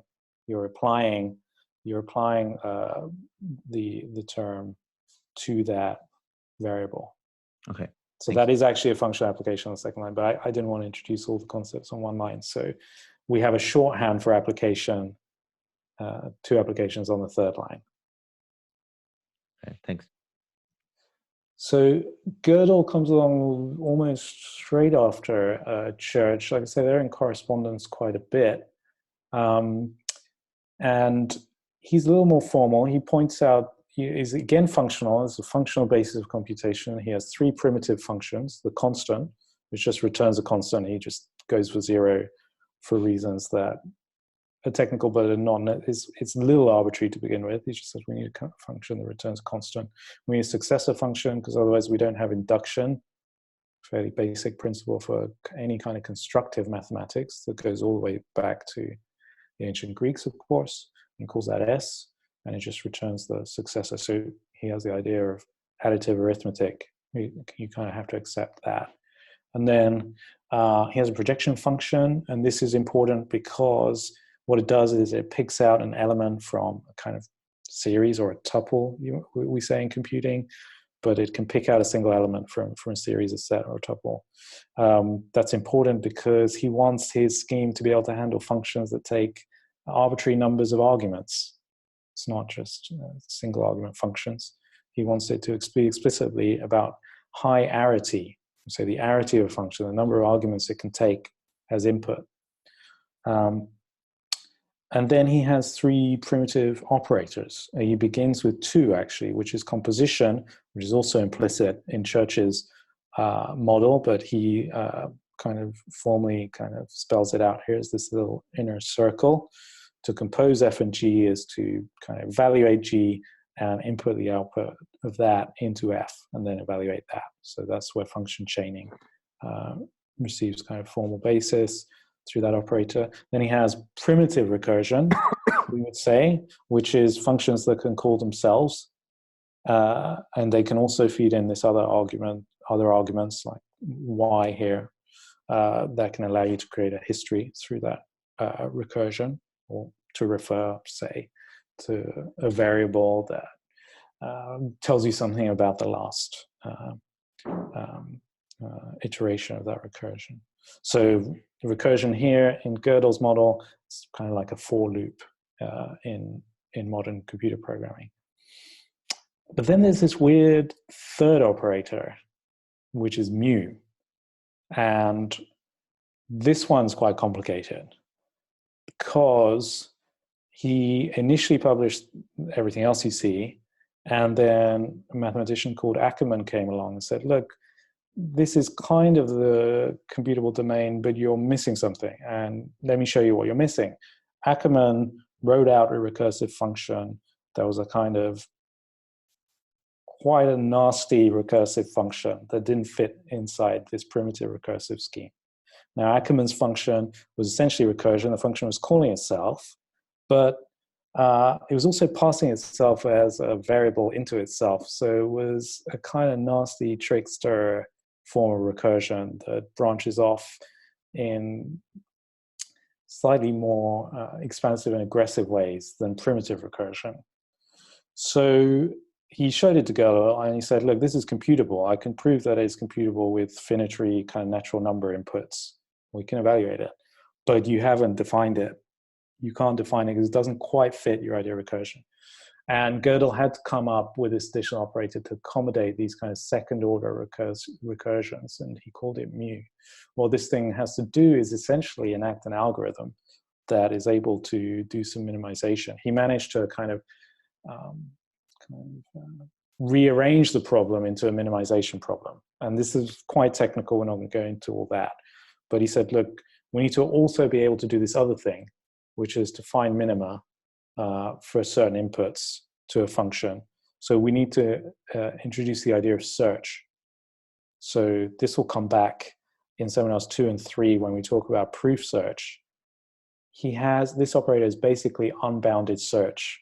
And that's where the undecidability in his system exists. Through that operator is by definition unbounded. His primitive recursion didn't really deal with decidability on its own. He assumed that it had terminating conditions through succession until you hit 0, for example, in the variable. But mu embodies the undecidable part of his system because it's unbounded search. And it has to be unbounded to cover the extra functions that Ackermann threw into a system to kind of expose issues with that. But like I said earlier, he's staking out a subspace of all mathematical functions and just saying these are computable. It's a very mathematical kind of perspective. Does anyone have any questions about this one? It's probably the most mathematical of the 3.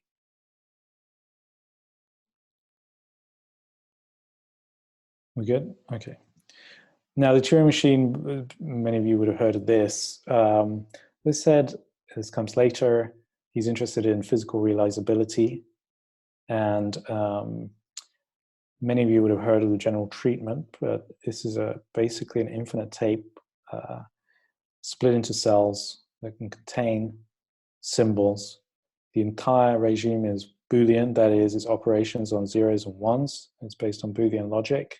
This is where I say he creates a split with mathematics to create this new science. There's a head, read-write head, that can read cells off this infinite tape, which represents both input and output. That's not very intuitive for us, where all of computation that we know about has separate input-output mechanisms. There's just one tape. The head can read or write. It can overwrite as well. Now, this wasn't it. Obviously, that's okay. That he was appealing to older ideas about automata, of course, with this that precede modern, his idea of computers. But he also needed to add some other ideas in there, like the finite state machine. You need a model that contains a finite number of states and rules about how to get from one state to another. And that's basically a finite state machine. And for him, in his language, you needed a table of instructions that could get you from one state to another. So you can read symbols, you can move around this finite state space, and you can write symbols. So we're getting very close to an idea of a program at this stage, which is still not quite fleshed out. But it's a model which makes physical realizability explicit. I think that's an important aspect of his breakaway here. I have questions about this. Okay. And then the last thing I would say on computational models is that Church and Turing got together to try and unite their models. All three models ended up being equivalent or shown to be equivalent in various ways. They obviously come from very different places, though. And Church and Turing came together to come up with a joint definition of computability, which is quite famous, called the Church-Turing thesis. Around this time, I think it may have been around 36 as well. They said, look, the computable is the effectively calculable. That was their statement. Now, Gödel came along and said, yeah, what does that mean? I mean, what's effectively calculable? And up until now, Turing had been working with a definition of computation that was basically a mathematician with a pen and paper.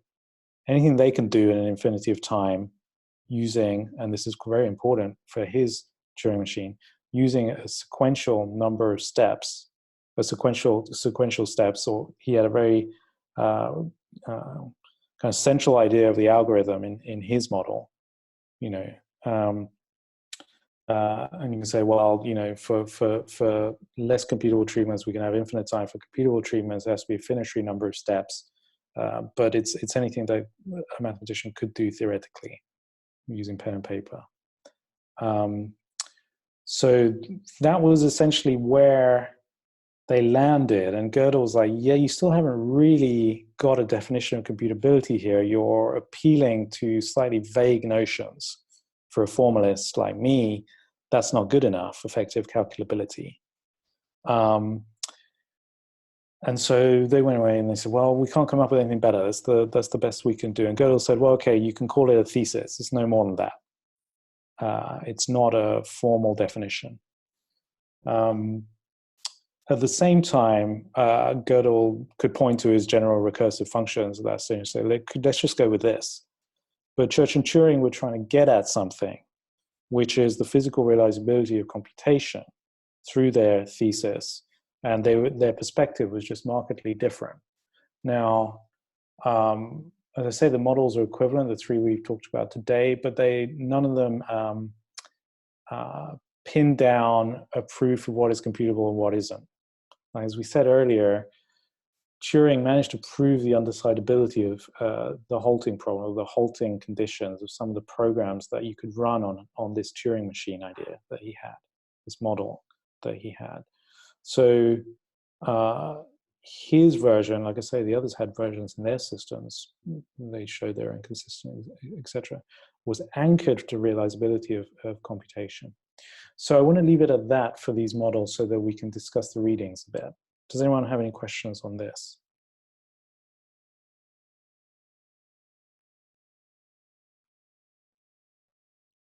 Okay. So here, I'm going to come out here. I was wondering if someone would be interested in volunteering to read an extract to kick off some discussion for us.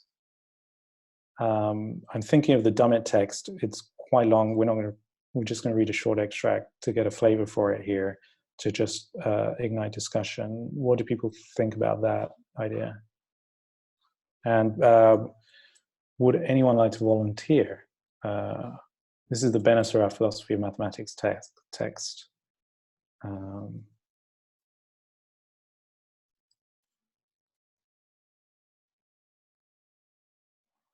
No volunteers? Are you looking for someone to volunteer to read that out, or? Yeah, just for a short extract. So is this the bit that's included in the kind of big main all readings list? Yes, that's right. The required readings is Philosophical Basis of Intuitionistic Logic by Michael Dummett. I don't mind reading it out. So it stops off at the bit where it gets onto the Hamilton library bit. Yeah, because it's kind of off. Is it cut off for you? Yeah, it's kind of it's cut off. It's just kind of like one page, but it seems to cut partway through a paragraph as well. Which page are you looking at? 97. Yeah, 97 is the start of it. And then it kind of goes into the homotopy type theory. But we don't have to go all the way there right now. I want to cover maybe some of the semantic stuff, because his essay is really about the relationship between the ontological commitments and the implications of the semantics of mathematical statements. And I was wondering if we could explore that. I think that's the core of the text. If you can pick it up from somewhere like page 98 towards the,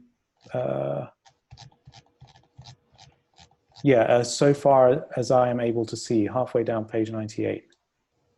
Okay. And we can go from there to... because it kind of, it starts at page 97 for me and then cuts out to something else. Okay, so you don't actually have it. Yeah. I've got it here on paper, so I can do it.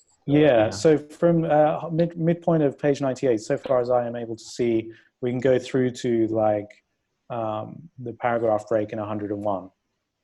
So like, a couple of pages. Right. Okay. I've got the actual separate thing open now, so I can just use that thing. Yeah. Sure, go for it. Timothy, go for it. I was going to say, okay. Let me just quickly scroll to it. So starting on page 98. Yeah. Is this the Dummett? Yeah, this is the Dummett. It's page 53 of the PDF. Okay. Itself. Yeah.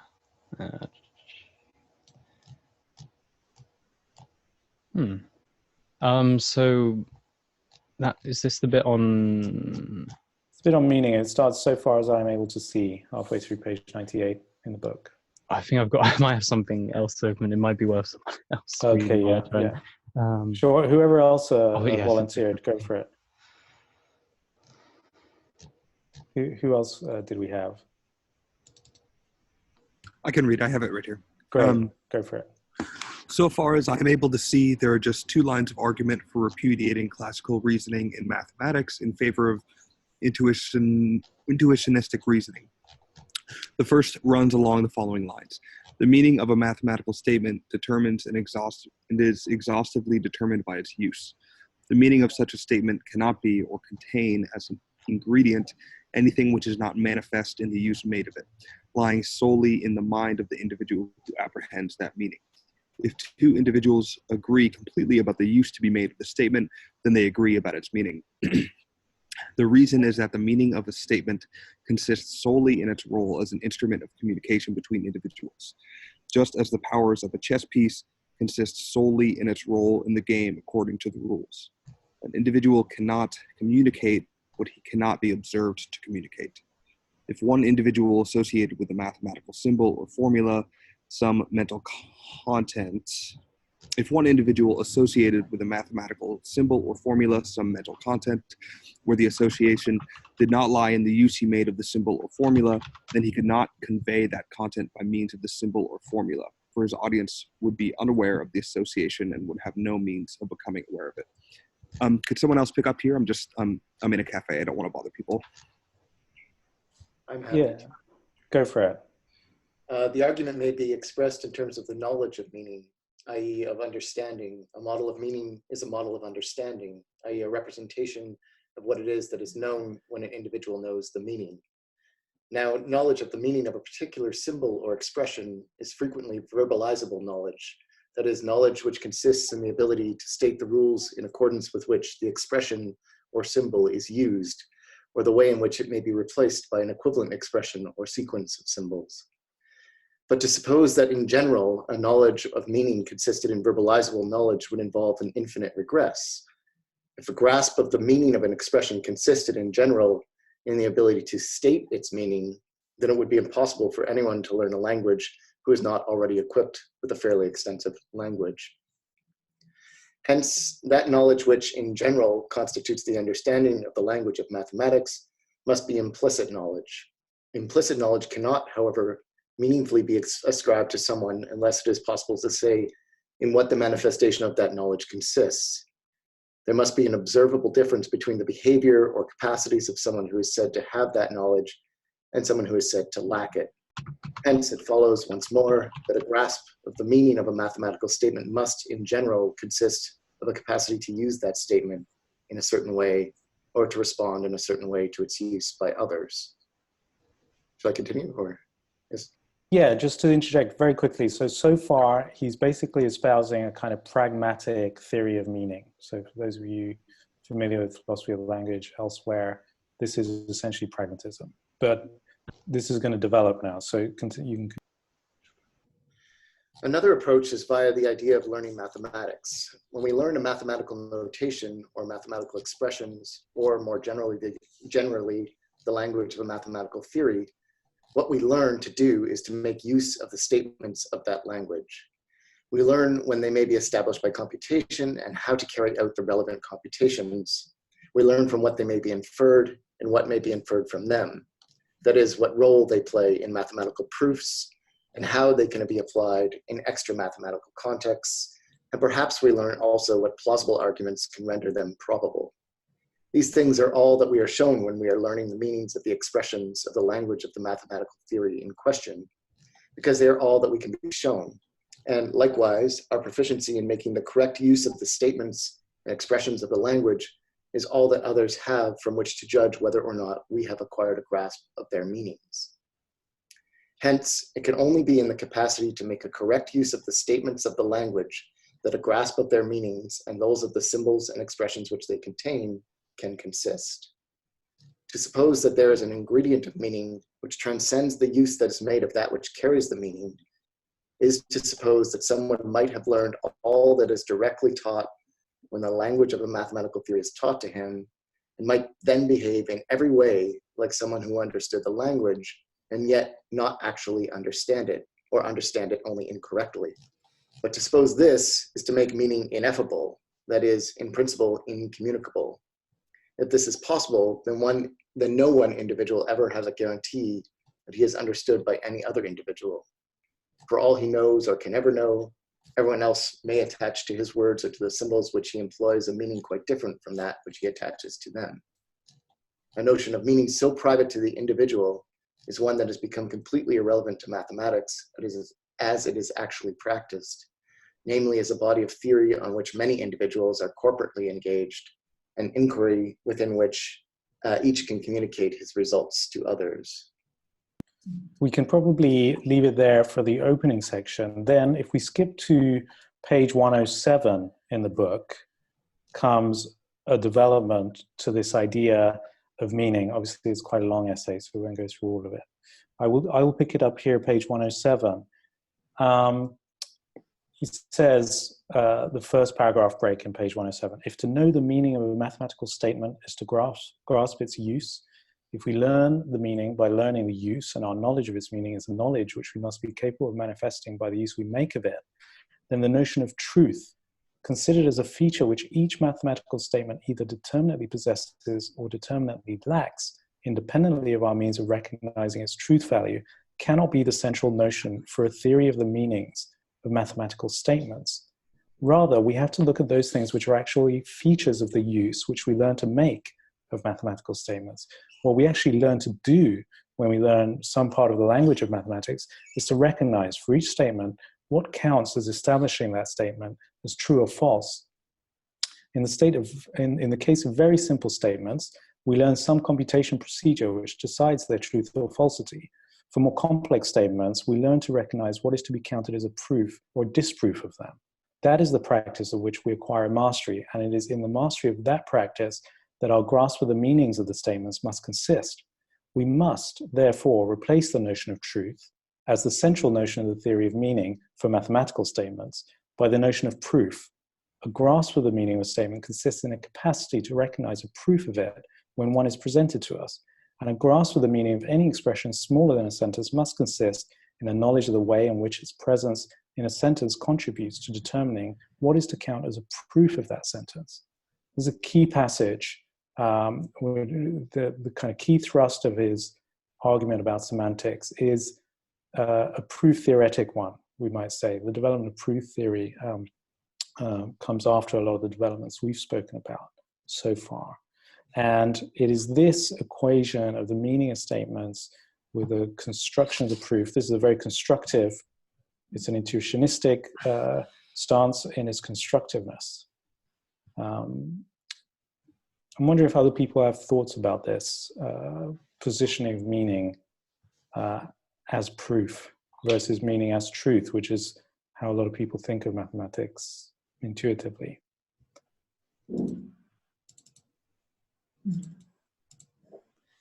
Would you be willing, Anil, to chart a little bit the departure? You sort of made reference to the initial section being in line with pragmatic philosophy of language. Is this, when we're in the movement to proof in this way, is that where you're hearing a departure from that? And if so, could you chart that for us a little bit?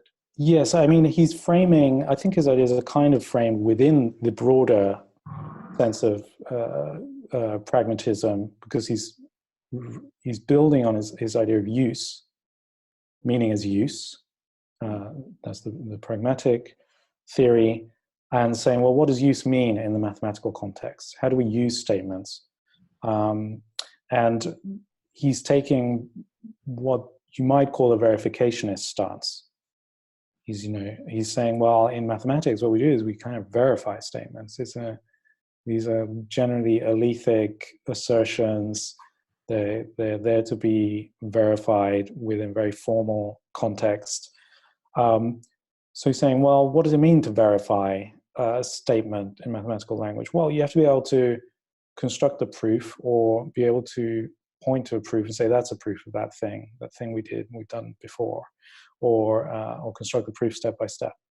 And this is where you get this kind of recalibration of the relationship between computation and mathematics springs from this well, which is proof theoretic semantics in mathematics, that comes from the constructive perspective brought to us by intuitionism. It says, no, if you give me a statement, the only meaning that statement has is all the proofs that we can produce that actually construct that object, that proposition.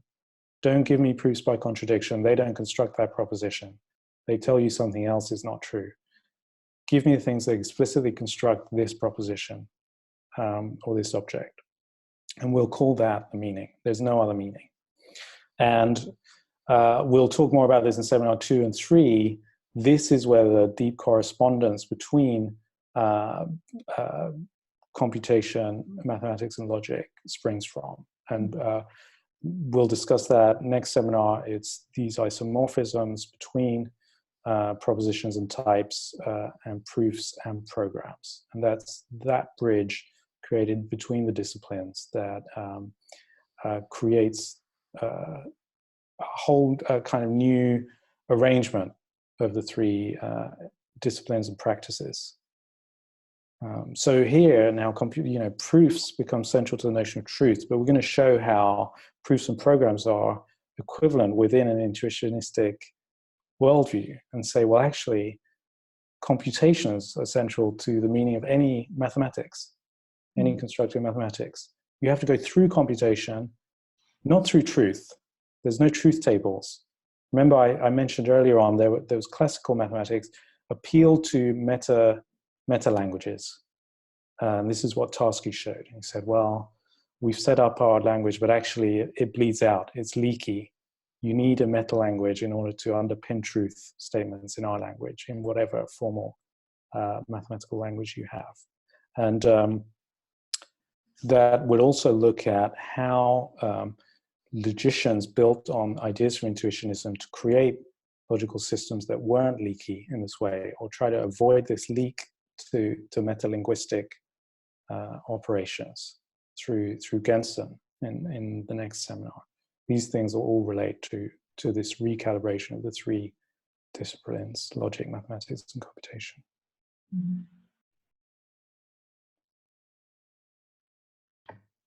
Anil, could you like this is probably because I'm not really sure what the difference between like in math what a proof is and then like sort of a actually working out a problem is, but could you kind of like pose what like the sort of like phenomenological process of a proof or kind of conceptualizing a proof would be? Like is if it's a constructivist in some sort of like graspable way, is it like or communicable way, is it communicable at like the level of some sort of like eidetic process of conceptualizing a proof? Does that make sense? Yes, I think that some of this will be covered in the next seminar in depth. Prior to Gensen, as I talked about proof theory as a branch of mathematics, prior to, say, Gensen in the 30s, the logician, we didn't have a very strong formal description of exactly what a proof is. We had a range of formal and informal proofs floating around mathematics prior to that. Of course, the formalist ones were very well defined. They proceeded from axioms through theorems and lemmas to conclusions using essentially analytical reasoning based on ideas about deduction. That's how classical proofs in, say, propositional logic looked. They were finite lemmas on the way to a single conclusion, but they all started with axioms. So you had founding axioms, and this is where people like Gensen came along and said, this doesn't look neat to me. This is not elegant. We have a few fundamental problems here. Where did you get those axioms from? Like, he really interrogated that. He said, actually, you're using operators in your axioms that actually bleed all the way out to natural language. What is that conjunction operator? Give me its definition. You just say and, or you say or.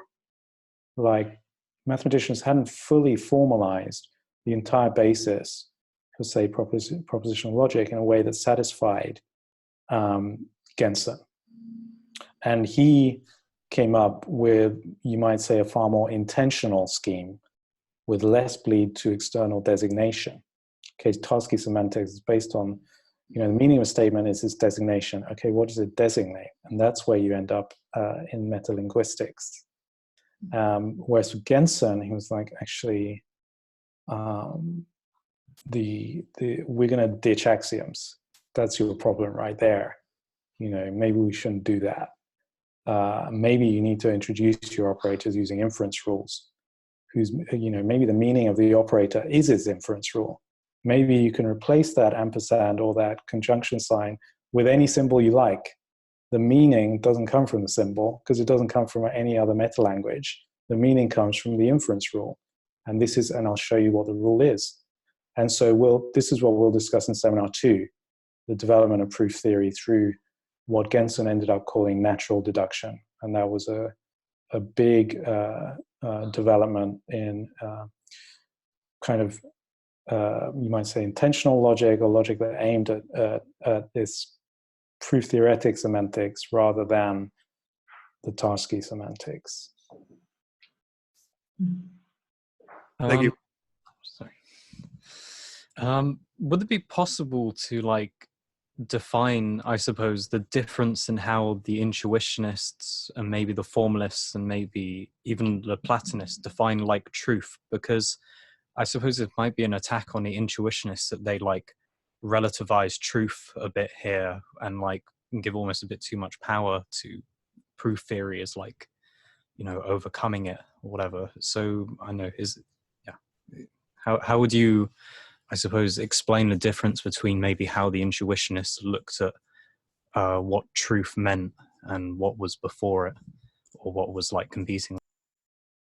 Yeah, I would say, so in the classical mathematics I mentioned truth tables, right? The metalinguistic operations that underpinned the truth values of propositions or statements ultimately relied on some kind of lookup to some ground truth, which would be a truth table. And that truth table is also there for Boolean logic. It says, okay, if you have, if A is 0 and B is 1, then the output of A or B is going to be 1. That's a kind of truth table in Boolean logic. So truth and falsity were objects that had a special status. They weren't really well defined within the scheme. They're only defined within wrapping meta-language. Now, what Hating did when he developed intuitionistic logic as an algebra, he created truth and false objects that had the same status, or were on the same level as the operators. He said, actually, we're going to integrate these objects into our proofs. So if you can construct a proof that arrives at false or absurdity, that's a proof of negation. So he brought the concept of truth and falsity within the remit of the idea of proof by taking it out of the surrounding meta-language and planting it inside the logical language itself, giving it no special status. It's on the same level as something like the conjunction operator, or the and or operators. And he said, these are not special objects anymore. They are ways of terminating proofs. If you can arrive at one of these, you've proven something, or you've proven the absurdity of something, depending on whether you arrive at true or false. So does that help to answer that move? Yeah, I think so. I'm kind of curious a bit. I don't know if he's been mentioned here yet. George Boole, I think his name is, the founder of Boolean logic. Did his kind of theory or work like kind of play into this debate at all, or get like referenced? Like, I've kind of touched a bit upon his work, and it seems fairly interesting. I don't know if he's like the granddaddy of like formalism as such, but obviously, of the three computational models, only Turing's was explicitly referencing Boolean algebra. The intuitionists were consciously breaking with it. So Hating algebras have a relationship to Boolean algebras. I think Boolean algebras are a form of Hating algebra, given certain conditions. So I think Hating algebras were more general algebras. And then Boolean logic didn't really alter anything regarding semantics. It didn't do anything special there. It was still based on a truth table, tasky semantics, essentially. It never really made anything explicit there. Yeah, I'm not sure we could restrict our... Obviously, Boolean algebra is an algebra of operations on just zeros and ones, and it utilizes the idea of a set. It's a set containing 0 and 1, and then a bunch of operators like conjunction, disjunction, on which all the logic gates were built later, that modern computation uses. So it's an incredibly elegant system, of course, because you can do all of a kind of basic arithmetic with just two primitive objects, 0 and 1, and a handful of operators. So compare it to how, I don't know, set theory introduces arithmetic. It's incredibly clumsy. It's a mess. You want to write that out longhand, you'll be here all day. Doing even like multiplication, addition in set theory is just Boole produced the most elegant way of doing this. Its binary basis obviously led to the generation of the digital domain as we know it today. Intuitionists, not keen on it. Their logic is not essentially too valued. Like I say, their attitude towards the excluded middle means that they're kind of agnostic on decidability. They're kind of okay for things to be undecidable within the broader remit of their mathematics. They accept it. So they don't have such a stark black and white view of the world, of the world as mathematical reasoning. Do you think there? Oh, sorry if any. I'm not cutting off anyone else who had any. Actually, Timothy, sorry. Maybe we can just like as a side note, we have about 10 minutes left. So maybe I just want to create a little space if anyone who hasn't spoken yet has a question, and then we can come back as long as everyone else is. Is that all right? Sorry. Does anyone else have a question or need a moment of clarification? Yeah, can I ask a question real quick? Yeah. Is a way to characterize the different kind of theories of meaning between classical formalism and intuitionism is that in classical formalism, since it appears that as if Demmett presents it, that the theory of meaning in classical formalism is the truth of a statement, and since the classical form has to kind of reference a system outside itself or the meta-linguistic system in order to give its statements meaning, in contrast to intuitionist, the meaning is within the system itself as proof follows from the rules of that math system. Is that a way to characterize their difference? Yes, I think there were some things missing at the time of the text we're discussing that totally would give closure to your statement, but with the development of proof theory, absolutely. You had a system that was closed in that sense. I think, Hating was still trying to work all this stuff out through the 30s and 40s. And it took further developments, integrating ideas from Gensen with ideas from type theory, as we'll look at, and ideas from the intuitionists before this was well integrated as more of an intentional system, really trying to share external designation from the system. We'll talk about autonomy of the formal as well in our next seminar with Katerina Dutil-Narvaez's text that talks about formalism. So yeah, I think you've got the right idea there. Thanks. Sorry, could you just quickly repeat it? I missed externality, internal or external meaning thing. Well, Hutch, you can repeat it. You missed what it meant by external meaning? Is that what you said, Lenka? Yeah, I missed like last 2 or 3 sentences. Okay, my bad. Sorry. I'm speaking fast. I get nervous speaking in front of people. But so the classical formalist system, right? The theory of meaning, for 2 + 2 = 4, I guess, for that to have meaning is for it to have truth, right? I don't know. And what he's saying is that in those systems, the truth is not defined inside of the mathematical system of formalism. It has to reference a different system in order to give a certain mathematical statement meaning.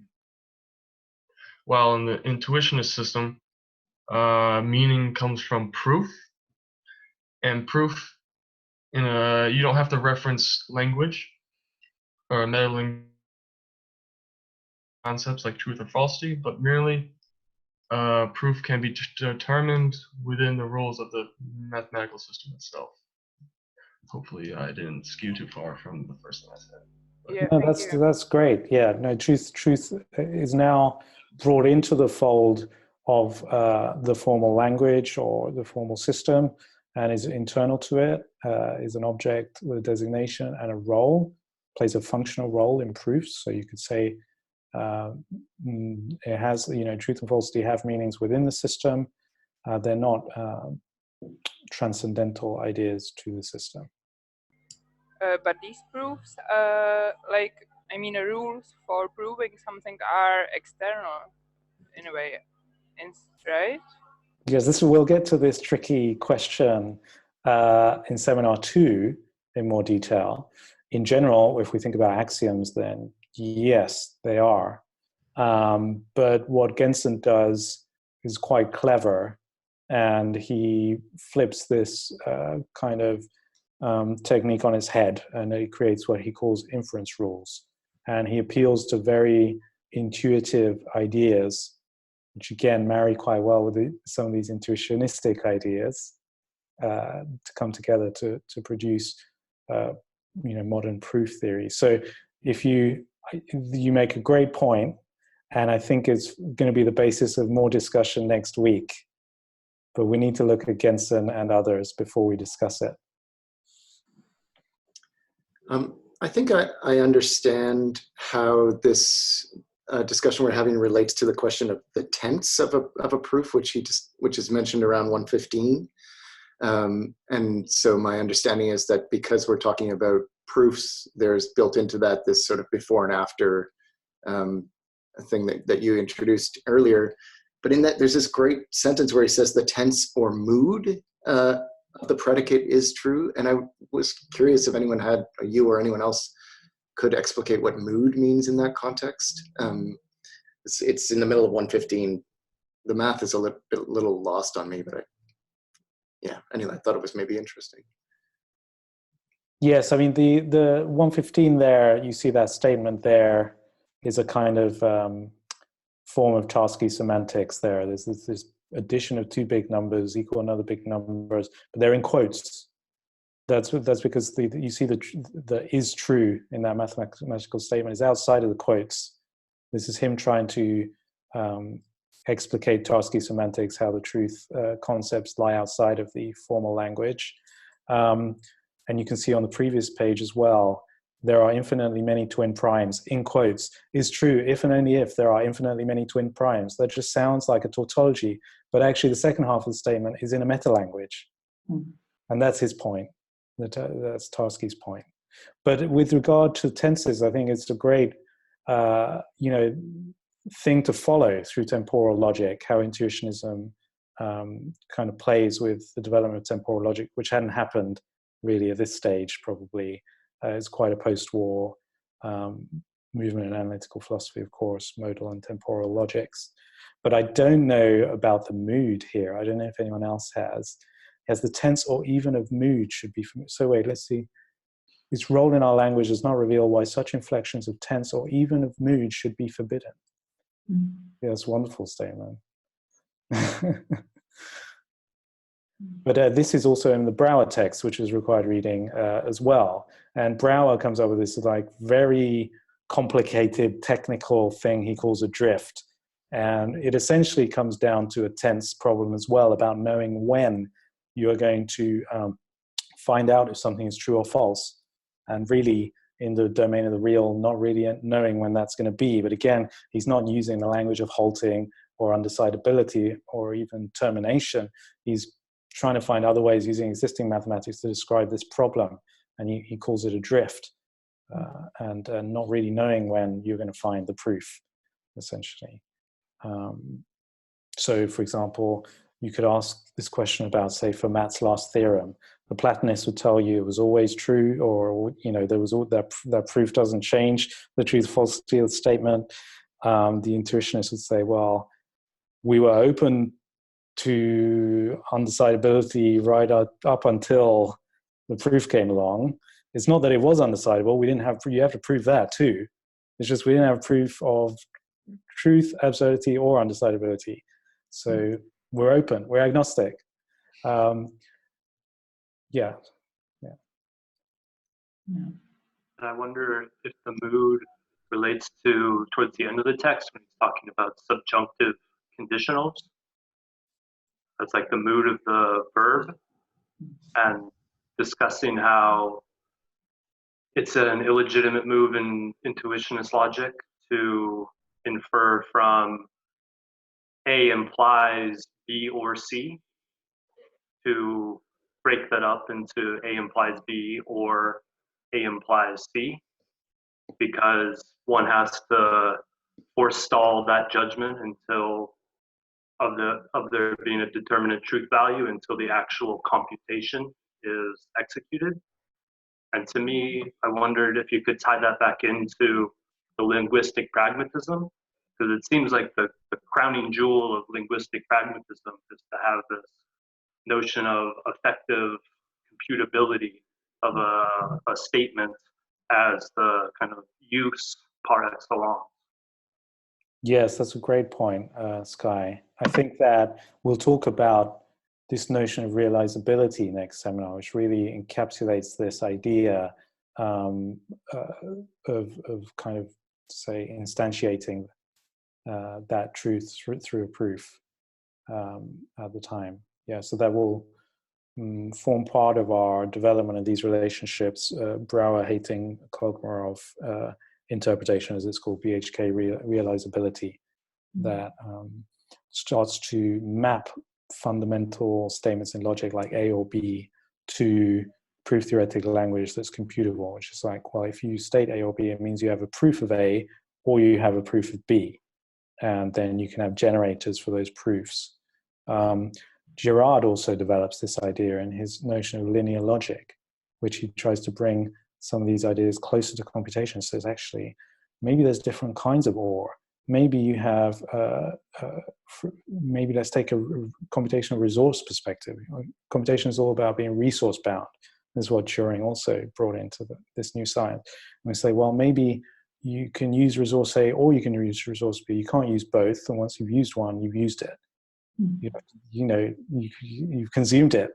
But you might also have, both might be available, and then you can make the choice. But these things are different.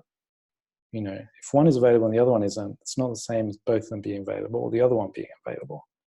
So he formalizes all this to bring logic closer to computational ideas like resource consumption through what he calls linear logic. If there's not any further questions, we are at time. I just wanted to flag that. I'm very open to follow-up questions. Please just post in the classroom if you want it to be open to the whole group. I would encourage that, or the Facebook group we're in. And you can also DM me on Facebook or email me. And I will post the information about the readings for the next seminar today or tomorrow with just a couple of notes. Great. And you'll upload the slides as well, yeah? Yes, I'll put those in the classroom, I guess. Yeah, I think that makes sense. Yeah, I'll put them in the classroom. Great. Great. Thanks to everyone. Yeah, thanks everyone. See you all. Thank you. See you next week. See you, bye. See you all next week. Bye. How did I get out?